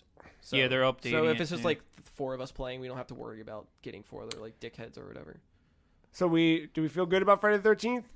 I'm trying to make this Just because with Dead by Daylight, because they're not identical games, but they're extremely But, similar. but you can get a little And insight with that. So when I make these comparisons, that's what You're I'm having thinking. okay. Yeah, so I'm gonna go with Friday because I've never played it. Friday the 13th. Friday. All right, best multiplayer, Free Cheese Game of the Year 2017. Friday the 13th with your runners-up, Player Unknown's Battlegrounds, Destiny 2. I'd say a close run-up. Oh, PUBG, yeah. Yeah, very close. All right, 3 more categories, kids. Wait, 3? Oh shit, do we have 6 today? No, Nope, sorry, 5. We're good. We did 2. Yeah, Yeah. that little part in the top looked like another part. It did, yeah, it Yeah. threw me off. All right, So wait, sorry, I don't mean to cut, but was there like some intense arguments going on with best game No, amendment? Were I there, almost like, cried. Any No. clash? I was on the verge. I yeah, almost cried. Really? Yeah. yeah. It I I sucked mean, it in. I was a man. They but were yeah, all good. almost. That's the problem. Yeah. Okay. In their it was different really ways. tough. Like, yeah, I did not mean for us to take an hour. Apologies. As long as it was, I mean, no, it's okay. It's good, but it is was just good. like Yeah. we kept talking about what those moments were, and then it was like, I can't fucking cut that one. It I always, don't- always comes down to like, no, I love my child. It was great because we But I went love from my like child. 15 to 6, no problem. But then we went from 6 to 3. It was, Yeah. oh, Rough. God. and then choosing that final Yeah. one. All right, we got another brand new category, or this is our first brand new category. I think everything we've done so far has been a pre-existing category, but we got best fighting game. We haven't done this one before. So your best fighting game nominees are Injustice 2, ARMS, Tekken 7, Marvel vs. Capcom Infinite, Nidhogg 2, and Gang Beasts. Did anyone play Nidhogg 2 here? No, No. Nope. Bye. I wanted to, but Pick the first Nidhogg one. 1's a lot year. of fun and, gave birth to Gone to November. How about Marvel vs. Capcom Infinite? Did we touch that at all? I didn't play it. nope. Oh, I alright. was really excited for it, and then when it came out, I just didn't. Gone till November. Alrighty, narrows it down. We got Injustice 2, ARMS, Tekken 7, and Gang Beasts. Yo, when's the last time anybody played ARMS? I was About a gonna month ago. I wrote in just before the last update. I wanted to try out Lollapop. I got me some badges. They added like a badge system now, so as you kind of progress through the game, you get little in-game achievements, which is kind of cool. That's cool. I have not seen a single piece of gameplay of Gang Beasts, but I know it's got to be better than ARMS. I think it is. They're different. They are different. I mean, they're all different. Yeah, But- yeah. I mean, Gang Beasts, okay, if you want to be technical, Gang Beasts isn't really like a fighting game, but you do fight each other. You want to put it in best multiplayer? Open that ring back up. Kidding. Shit. Kidding. Is it Kidding. like because what I get from that game, it's kind of like a sandbox game. You kind of just do I mean, whatever. there are like dedicated stages, and you have to like throw each other off of a balcony or Yeah. of a cliff of something like Smash Brothers esque, but it's all like loose physics based kind of fighting. So it is a. I mean, you're beating the shit out of each other, but it's not a like. fighting But game. but you Yeah. don't have a health bar. There's no like there are rounds. I mean, PlayStation Battle Royales didn't have a health bar either. True. True. Sorry. It's really fun, but that's all it is. It's like the Bomberman of the fighting games. I don't know. I think ARMS is pretty dope. I don't think it's that good. I know you guys don't like it. I I'm thought it was okay with clunky. it. It just doesn't. I like it. It just doesn't stand out to me. The control scheme was awful. I know. Can't you customize it now? Yeah. But before when you couldn't, it was awful. I don't know. I think that's Like I played it, and then once I played it, I was like, "Yep, I got it. I got my fill." Yeah, but you can say that about anything. Yeah, but it just happened to be ARMS this time. It's I know, not. I Yeah, know. it's not necessarily a bad game. It's just not. Not better than these other 3. Yeah. I'm fine with it. It got nominated. Later, dude. All right. What are we down to? Because it didn't update for me. Yeah, it's a little We got slow on Injustice mine. There you 2, Tekken 7, and Gang Beasts. Now, out of these 3, I've only played Injustice 2, which I like a lot. I do like Injustice. I like Tekken 7's controls better. See, I hated them. I like being able to.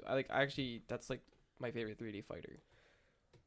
I think that's just because I'm used to 2D fight. It's not anything against it. I think it Yeah. does what it does well. I just, my brain's wired for. I've never been good at fighting games until the first Injustice. I finally And wrapped my head around it in a way, and now it makes sense to me. So it just speaks to my fingers better. my problem with me for Injustice is that everything feels delayed. It does. Doing combos and trying to chain that all up, like I have to think like 2 seconds ahead of what I'm really trying to do, and the inputs. I don't like directions. I like the diagonal. See, I hate the diagonal. I've never been good with that, and that's just my own Yeah. stupidity. Diagonal. Yeah. What? It's like You know, Street like- Fighter stuff. Oh, like quarter turns? quarter Yeah, yeah, circles yeah. and like. See, when I Zs. play Injustice but I think 2, there's a mode where you can. I Change do that, the or you quarter can. circle. Yeah, Circles. you can change it to that stuff. Yeah. But I'm just bad at them. when, prime example, like, you're coming from a Tekken standpoint. Mhm. I'm coming from Street Fighter standpoint. Well, Right. I mean, I also like Street Fighter is my roots, Yeah. but for 3D fighters, When it- Tekken just felt good. I don't know about Tekken, but when it comes to content, Mhm. Injustice 2 is fucking phenomenal. Like, when I went from Street Fighter 5 and then I went to Faith's brother-in-law's house to go play Injustice, like, I was kind of thrown off because going back to Street Fighter now, Yeah. it's still a fucking awesome game. Injustice 2, the controls, yeah, they're, for me, they feel not stiff. I would say like a slight delay and floaty, but it's so fucking fun, and there's just so much more to it than Street Fighter. Like, Street Fighter feels naked compared to this game. Everything from Yeah. having an arcade mode to like lore and whatnot. Yeah. I mean, that's So when it Street comes, Fighter 5 is a fucking mess, but yeah, And the cool thing for Tekken 7, I guess some people wouldn't agree with me with the fighting game community, but this one does seem a little easier in terms of controls and playing, Mhm. and that can, I guess, make it or break it for people. But it does, in a way, help introduce new players to that series because it's also kind of like a collection of Tekken. yeah. So you have the access to all the cutscenes and artwork from all the previous games. oh really? It's pretty cool. Because it's trying to explain you the whole Mishima Saga because of the story mode that Yeah. ties with it. It's trying to make you have that insight to everything and all the characters, and you can see all the different endings and whatever. Outside of that, you can customize your fighters. They can look different. It's all cosmetic stuff. Mhm. You can Speaking of you can which. pick your own art for the thumbnails, Oh, yeah. or you can take your own screenshot of the character. Oh, and put it. That's cool. Yeah, in Street Fighter, you can change your tag and your name, the title, and all that. Yeah, they've got but the gear system too in Injustice, really that's making your own Batman, making your own. That is cool because Green I'm Lantern. trying to make my own Hellboy. Yeah. And then the ability to jump into the multiverse events. I know. Jumping into the multiverse events and being able to I have Wonder Woman's movie gear because I did an event. Little things like that. You know what? I want to put Gang Beast above Tekken, but I'm fine if Injustice wins. That's tough. I don't have a fair vote. I Yeah. haven't played any of these. I haven't played extensively. Tech because I've always loved You'll Tekken. play Gang Beast tomorrow. You played Injustice on my birthday, Sub-Zero. You won. and you won, which No, I means know. Ben beat me. Did he? I I got think to the I won. finals. I thought think you I won a won. It Sub-Zero. was down to the Oh, final yeah. round though. Yeah. who'd you play? Did you play as Raiden? Because he's in there now. I can't. I remember it was a Mortal Kombat character. I think because I also played as some of the Injustice characters, but I don't know. I can't remember. Yeah, me neither. It was fun. So you like Gang Beast over Tekken? I do. As much as Wow. I try to give Tekken that love, and I'm more of a Street Fighter guy anyway, but Gang Beast is just Mhm. stupid fun. I like that we decided this early, but the story modes didn't impact us at That's all. what I was trying to I say. like Like, Tekken 7 story over Injustice. Injustice does a good one, but I don't know. There's some scenes you have to unlock by doing like all 76 fights, and I don't care about that. All right. And Brainiac's a piece I of was shit. just I didn't know that was going to influence anything or not, but Yeah, Batman that got stuff. some wet lips as Bruce Wayne. Yeah. He got some DSLs going on. I do like just how every character has a unique conversation with every other character. Yeah, Yeah. they really You know what I upped mean? that stuff this time around. Because first time it was very generic and bland. Yeah. This time, like, There's like specific. I think sometimes Yeah. they even call out their name too. yeah. No, and they're Yeah. they're unique. That is cool. Tekken's is just everybody has their own language and they just understand each other. Mm-hmm. Yeah. So like Japanese guy talking Japanese to a Russian guy who speaks Russian, Oh, they yeah, get it. They yeah. understand each other. It's like I love that. It's so stupid. But yeah, I would say Injustice is more consistent. All right, best fighting game: Injustice 2. I'm down. Runners up: Gang Beasts and Tekken 7. I'm gonna have to play Gang Beasts. Oh, you will. we will. All right, it's time for best character. Oh boy. Your nominees for best character are Scott Rogowski from The Quiz HQ Daddy. Trivia, the Trap Trebek,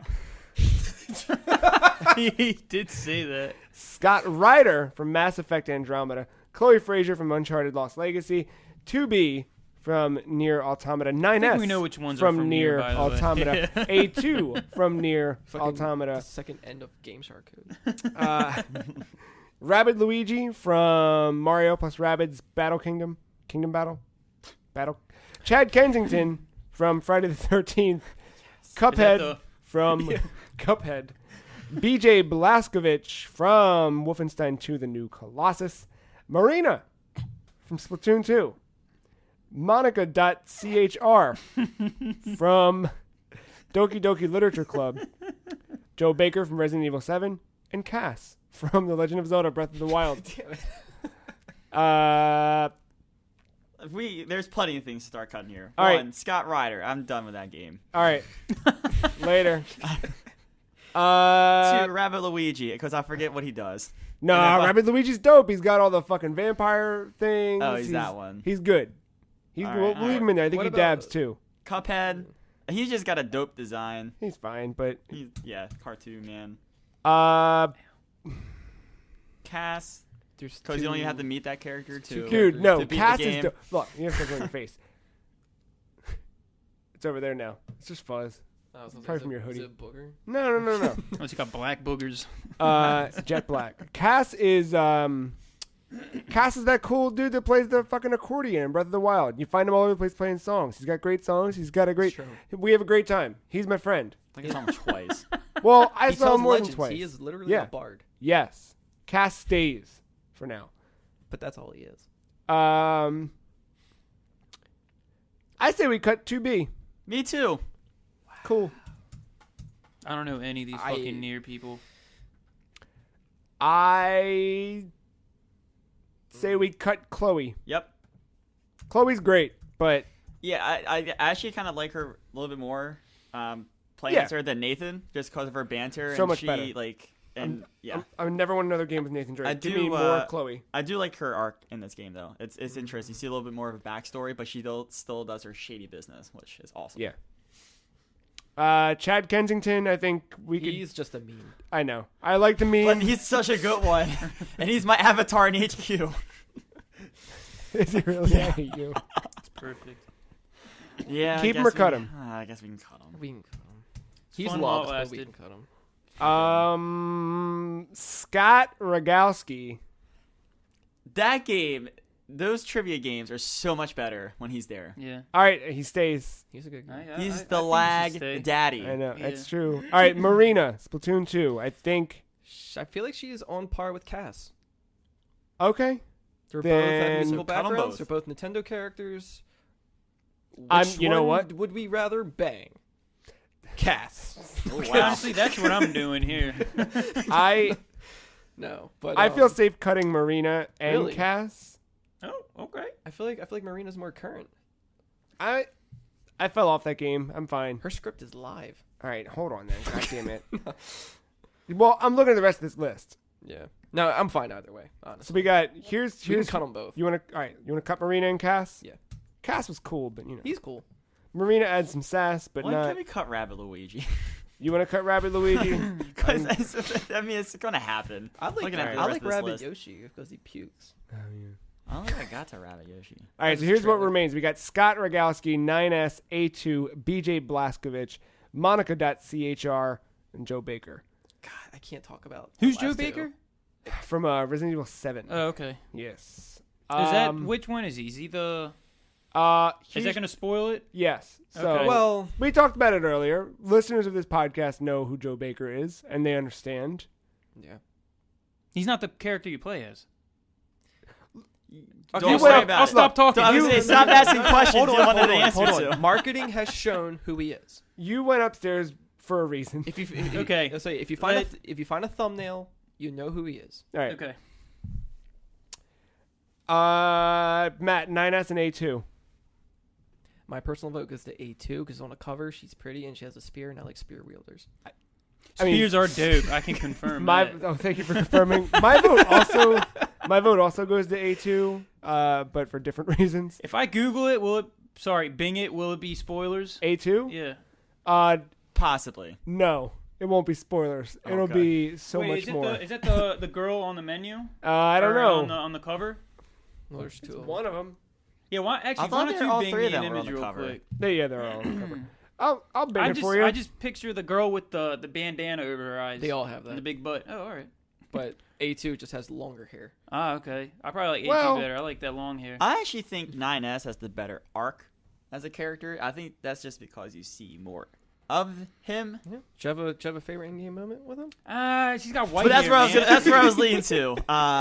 Yeah. Dang, is she naked the whole time? They all are. Everyone's naked, Ben. That's the point of the game. This is going to be the most disappointing thing when I play it in 2018, and I'm just going to scream because I should have just played it this year. Same. This is all. It's just hitting all the marks for me. I was talking while he's pulling that up. I was talking about your influence and best in-game moment. I would have gotten you to vote for Horizon. I knew. How Okay. to. The writer of New Vegas wrote Horizon. I would have went with that. What's that? Someone just got my vote. Boom, A2 for the win. I don't know, man. I think I was saying to what Mark was just saying. 9S had the better arc, but I mean, you experienced that moment that we talked about earlier with A2. Yeah, and that's when her script kind of flipped. yeah, and I think 9S got on my nerves after a while. Which one's 9S? Don't bang The it. boy. Okay, get the fuck out of here. It's 9S. Oh, he prefers nines. Nines. Yeah, I'm sorry. Nines. I was actually just about to say that. I Yeah. don't know if that's okay. It's his thing. Yeah, I like. But the thing you get annoyed with him is because he thinks of what happened in I a way that know. you know is wrong.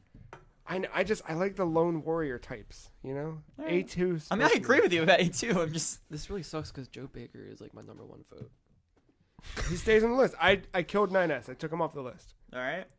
All right, it leaves Scott Rogalski, A2, BJ Blazkowicz, Monica.chr, and Joe Baker. Monica, can we talk about Monica? Okay, which one's Monica again? Is she the She's one the head that's of the always in Doki a bad Doki Literature attitude? Club. She's the, Oh. Yeah, she's the head. She's the She's the one that's out of your she's league. the popular one.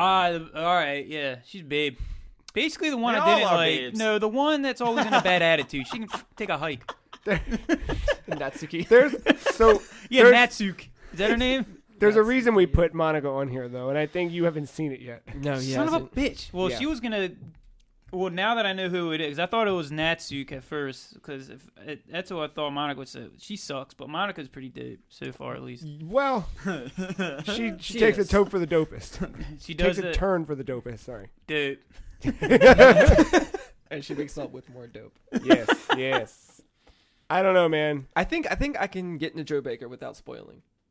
All right. All I'm just gonna say about him is that this dude is resourceful as fuck. Okay. He needs nobody. He needs no thing. Okay. He gets shit done, and it's just him in his hands. Yeah, but what about who would win in a fight? Him or BJ? Joe. Really? Huh? Okay. From what I've Yeah, heard From today. from what Joe Okay. has done, from what Joe has gotten, from what Joe has I'm not down that. I'm just- acquired. okay. Some swamp ass woods, backwoods redneck That's how we should vote best character. Who would win in a fight? Who would actually? Scott Rogowski. I was gonna say Monica. Yeah.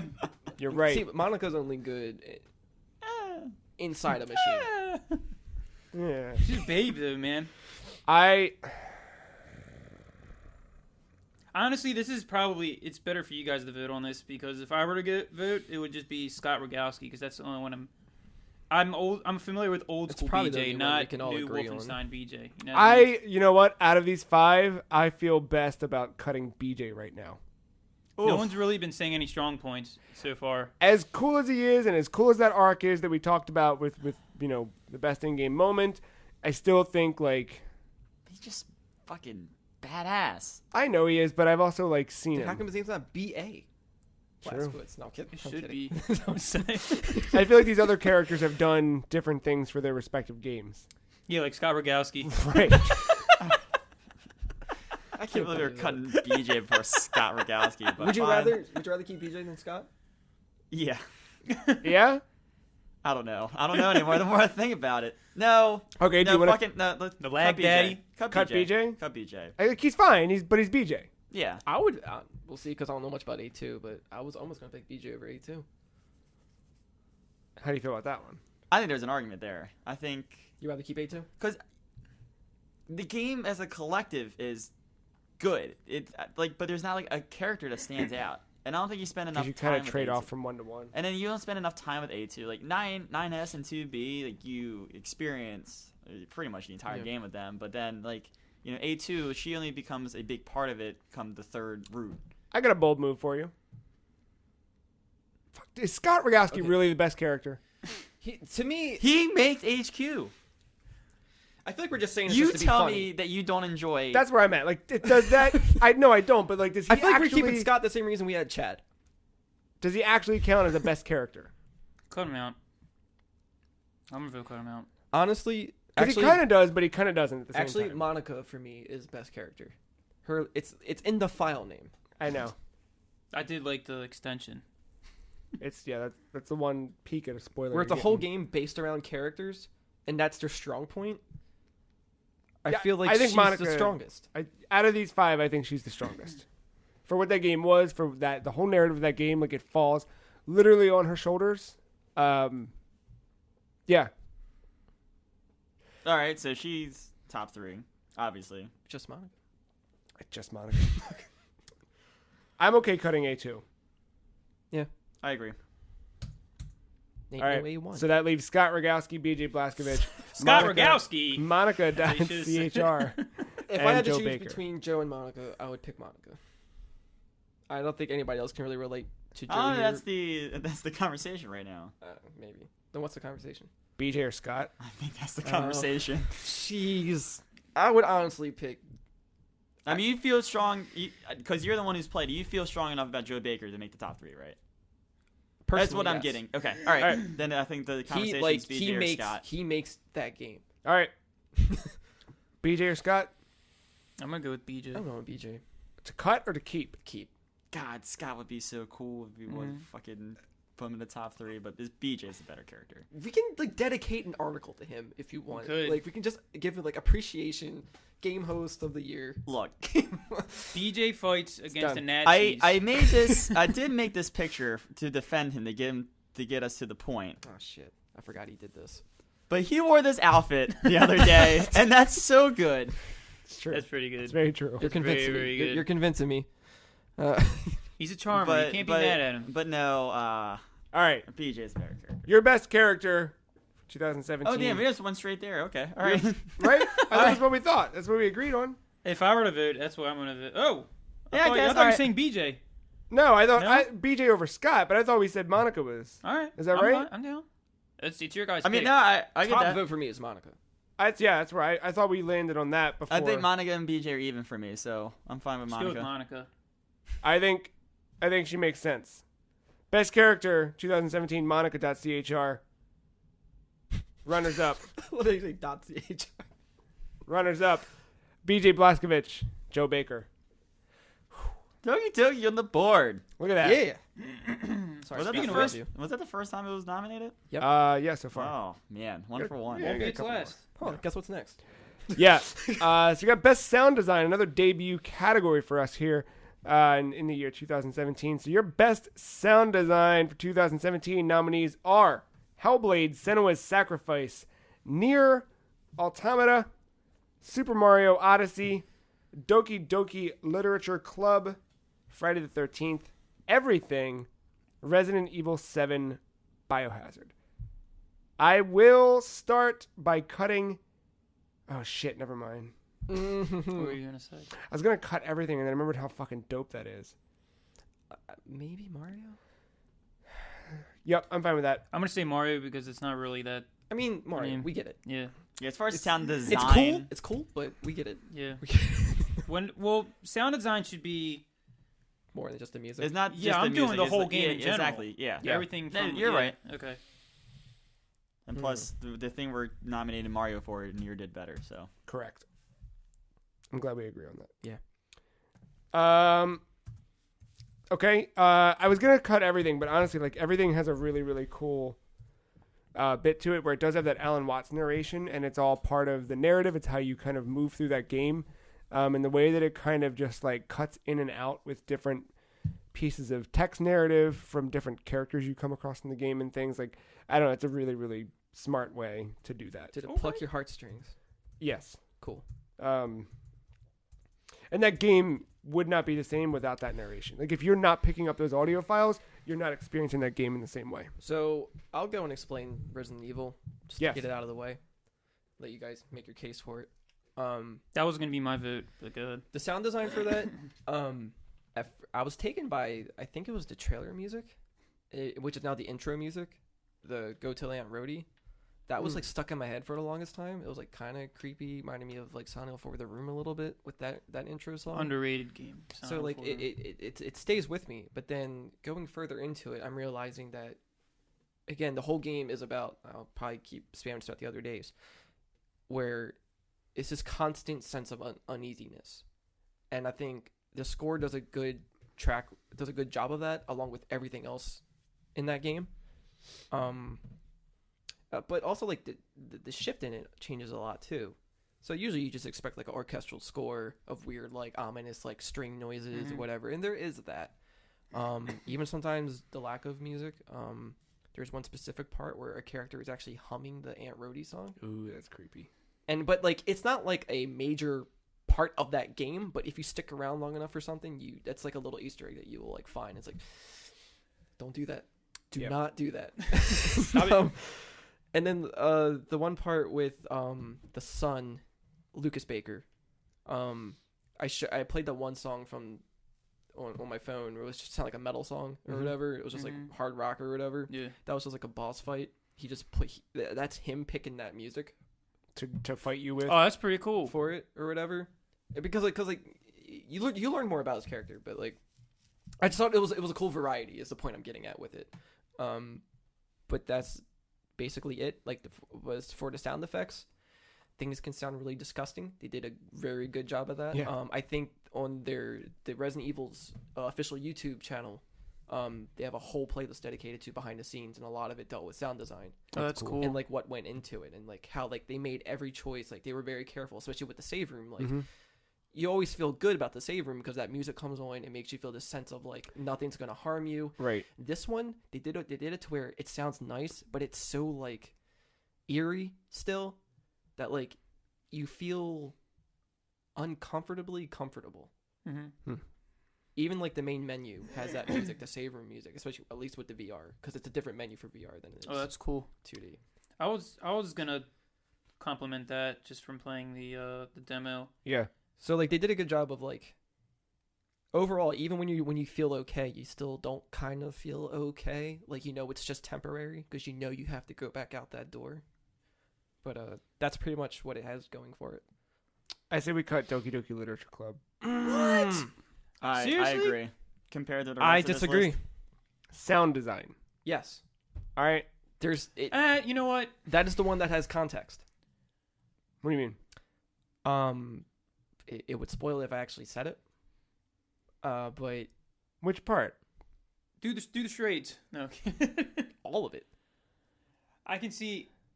Well, from what I've played so far, Doki Doki, the music when you do the second playthrough and how it changes. Yeah, and it gets like glitchy and weird and And stuff. like, if you notice, each character has their own instruments to their when they Mhm. talk, but it's all the same tune. Okay. And there's something that a certain character talks about, or why like she's late to class or whatever, late to that Yeah. club because she's been doing something, and then you find out. The I music know. makes more sense from that point, and then especially the end. Yeah, I still listen to it in my car. I'm looking at the other things, like thinking about Friday the 13th, sound design, like that makes sense. Hellblade, Senua's Sacrifice, sound design, that makes sense. I think Nier's another, like another weak one in terms of Nier. Yeah. Because Okay. well, the I thing you think- mentioned earlier about Nier was just the one part from when Orchestra to 8-bit. Yeah, That's but what I the listened the before. kind of the seamlessness of that is something. But that's the big thing. Yeah. I love that effect, and I think it's really, really immersive. I think that we talked about it earlier with the best moment, but like the final credits where it's playing that 8-bit version, it swells into the English voice, the Japanese, the French, and like the way they kind of blur all of that. But I'm cutting Nier. But I like how Doki also kind of breaks the fourth wall with the music, but also, I mean, the creepy noises too in that game. True. Okay, that's But it is probably weaker. I'm of looking at these others. the bunches, especially with seeing help. I'm thinking of what this. But Doki Doki is creative, but again, it's mostly just music Right. because of the type of game it is. Yeah. It's Right. not like an interactive thing exactly. I mean, they have to be precise But- about when that music yeah. cues and all of that. But I think like if we're thinking on like I just, These- thought it was cool how much context was actually Yeah. involved I to something agree. that sounds so generic because you're not paying attention to it. It's I like a just- subtle yeah. detail. But I if you just were think to- these other ones like do that plus. Yeah. Sorry, Ben, I keep cutting you off. No. I'm keep cutting everybody else off just because I'm thinking. Like when I look at this list, and like, do you guys honestly think Doki Doki stands out in strictly just sound from these other games? I think again, but it's because of a character is why the sound is so great. But that's also, I guess, again, that's a double-edged sword. Like if you were Is to it- compare it to Resident, because I think Compared sound to design Resident Resident Evil like kind of no. controls the game too. Yeah, I You know think what I Resident mean? Evil does a better job. I think Hellblade does a better job. I think Friday the 13th does a better job. I think everything might be on par with Doki. Because it's just what ominous music and But you have the With the narrator narration. too. That- which yeah, is that- pretty and cool. that It's narration- really cool. Comes at the right moments, and it's I'm thinking of the Stanley Parable because it has the same thing, like the narration, like the wacky thing. yeah, but that one like there's so many different Yeah. vocal paths for that one. So our list as it stands right now: Hellblade, Senua's Sacrifice, Friday the 13th, everything, Resident Evil 7, Biohazard, Hellblade. So that's a game where you play as a Viking girl, Senua, and she has some type of Mental illness. Yeah, they don't specifically stay, but she has a little bit of like schizophrenic tendencies and kind of things about her. She hears voices in her head. In the game, you right off the bat, it's like, hey, play with headphones. That's the way you do this. And I didn't at first. I was like, I don't know where they are. I don't care. And I started playing the game. And then very quickly, I was like, oh, I should put headphones on. And it like, you're walking, and as you're walking into a situation, you're trying to solve the puzzle and assess a threat level. And as you're doing that in your own mind, in your ears, on the right side is someone going, go ahead, get them. And on the other side is someone saying, it's too dangerous, turn back. And you're like, what? And it's just, but it's all of that, like you are hearing the voices in your head. And after a while of playing, like if you, like I did it, lights off, everything down, headphones on, you're immersed in that world where like the voices in her head are no different than the voices in your head after a while. Mm-hmm. And the sound design is completely integral to that game's experience. And like, if they didn't nail that game would have been something else. Like if Would just been a standard. it would have been a Action fine game. combat game, Mhm. combat, whatever. But like it was specifically the sound in that game, and like it built so much tension. It built so much of that world based on, that. Yes. Yeah, I agree. I haven't played it, but just from you talking about it, it sounds like sound is a big factor in it. Friday the 13th, you talked about earlier, but you haven't talked about it in context of Yeah. sound design. So it is very true to the source material. Between all the my sound God, effects yeah, that Jason does, the music in the game, the background orchestral stuff as well, but it can be trolling. Yeah. Just the background music alone, it will ramp up and pick up in pace, and you think that means Jason is coming, and he's really not. So that can like kind of freak you out. I don't know if that was intentional, if that's just how I'm taking it, but there is a certain song when that happens when Jason is going by, but I think it might depend on the Jason as well. But there was one where they added a specific NES skin where he's all purple and blue. Yeah. Yeah. And looks so dope. you hear custom made chiptune music just for him. That's that goes cool. in. So it's not like from the NES game, but they got an Mhm. artist to provide music for him when he comes out. So like I feel like that's a weakness to him, because then you really know that specific Jason is coming, and Mhm. it's like, all right, I get it. It's cool though, but in terms of like talking to somebody who's like close as to far away, and how loud your voice gets that's with really that without the cool. walkie-talkie is cool. The fact that I could be Jason and just troll the counselors by playing safety dance through my headset and just having that come into the distance, like, or I'm coming from the distance. And then that's the last thing to hear before the door gets chopped down with an axe. Like, I think that's hilarious, and the fact you're able to do that. But I feel like that's pretty much all it has going for it. It is good, but I feel like Resident Evil and Hellblade took more effort into do more than just like that. Do you feel Friday the 13th over everything? I would say yes. I I just think didn't experience everything. Did you experience everything? Or? I mean I watched a short film basically, which Okay. was the game. Yeah, I mean, if you see that trailer, you kind of get it. I think the problem is that it is its limitation with the fact that it just has an Alan Watts recording. So if you go to play that again, you're gonna hear the same thing again. I think it's like a one-time kind of deal. I don't That think that is a takes good away point. from it, though. Like, I think that experience is that Yeah. experience, and that's... I mean, yeah, that's true, but that's like I can almost compare that to like with like Doki or another game where it's just like it's only that part. I feel like that really stands out sound wise to the rest. Yeah, of on a whole, yeah, you're right. All right, I'm going to cut everything. So that leaves us with Hellblade: Senua's Sacrifice, Friday the 13th, Resident Evil 7 Biohazard. I feel like Hellblade does it the most uniquely. I think Resident Evil is good at keeping a theme. Mhm. It's like you can tell they put effort. I mean, all of them they put effort into it. But I would agree with that. Hellblade's my vote. I feel like Hellblade. Hellblade. Should be it. Yeah. I do like in Resident Evil 7 though, like the Silent Hill does this all the fucking time. When you hear a sound Mhm. and you can't tell if it's actually just background sounds or if it has anything to do with someone. And mind know you, what I when mean? I'm playing in VR, I'm playing with earphones. I mean earbuds or whatever, because that Mhm. hooks Yeah, right yeah, into yeah. the headset. Oh, So okay. I hear everything. But I feel like Hellblade would be more creative with it, and it seems like it is. I do like that idea. It's a very good way to Like mind represent talking that to each other. character. Yeah. Well, there you have it. Your best sound design, Hellblade: Senua's Sacrifice, with runners-up Friday the 13th, Resident Evil 7 Biohazard. I'm going to recap our winners for today. Ben, if you could plug your ears for just a moment. Should I just? Well, why I don't we would- just name the game? Like, It's a specific moment.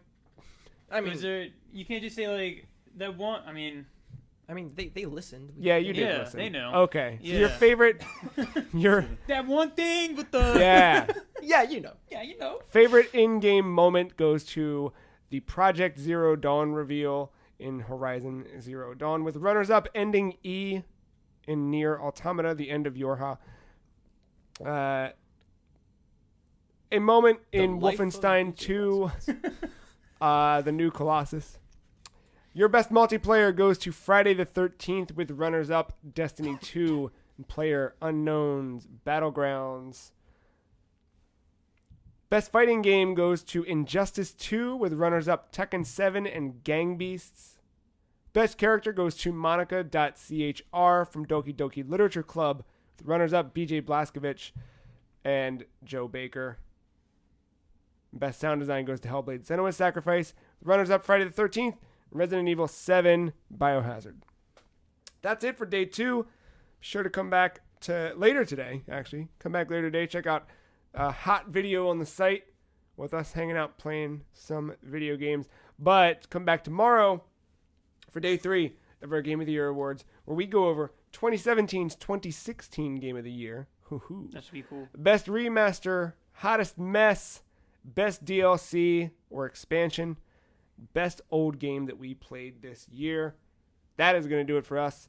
I've been Joe Dix. Thank you, Ben. Thank you, Mark. Thank you, Matt. Thank you, listener, for listening and hanging out. We will see you tomorrow.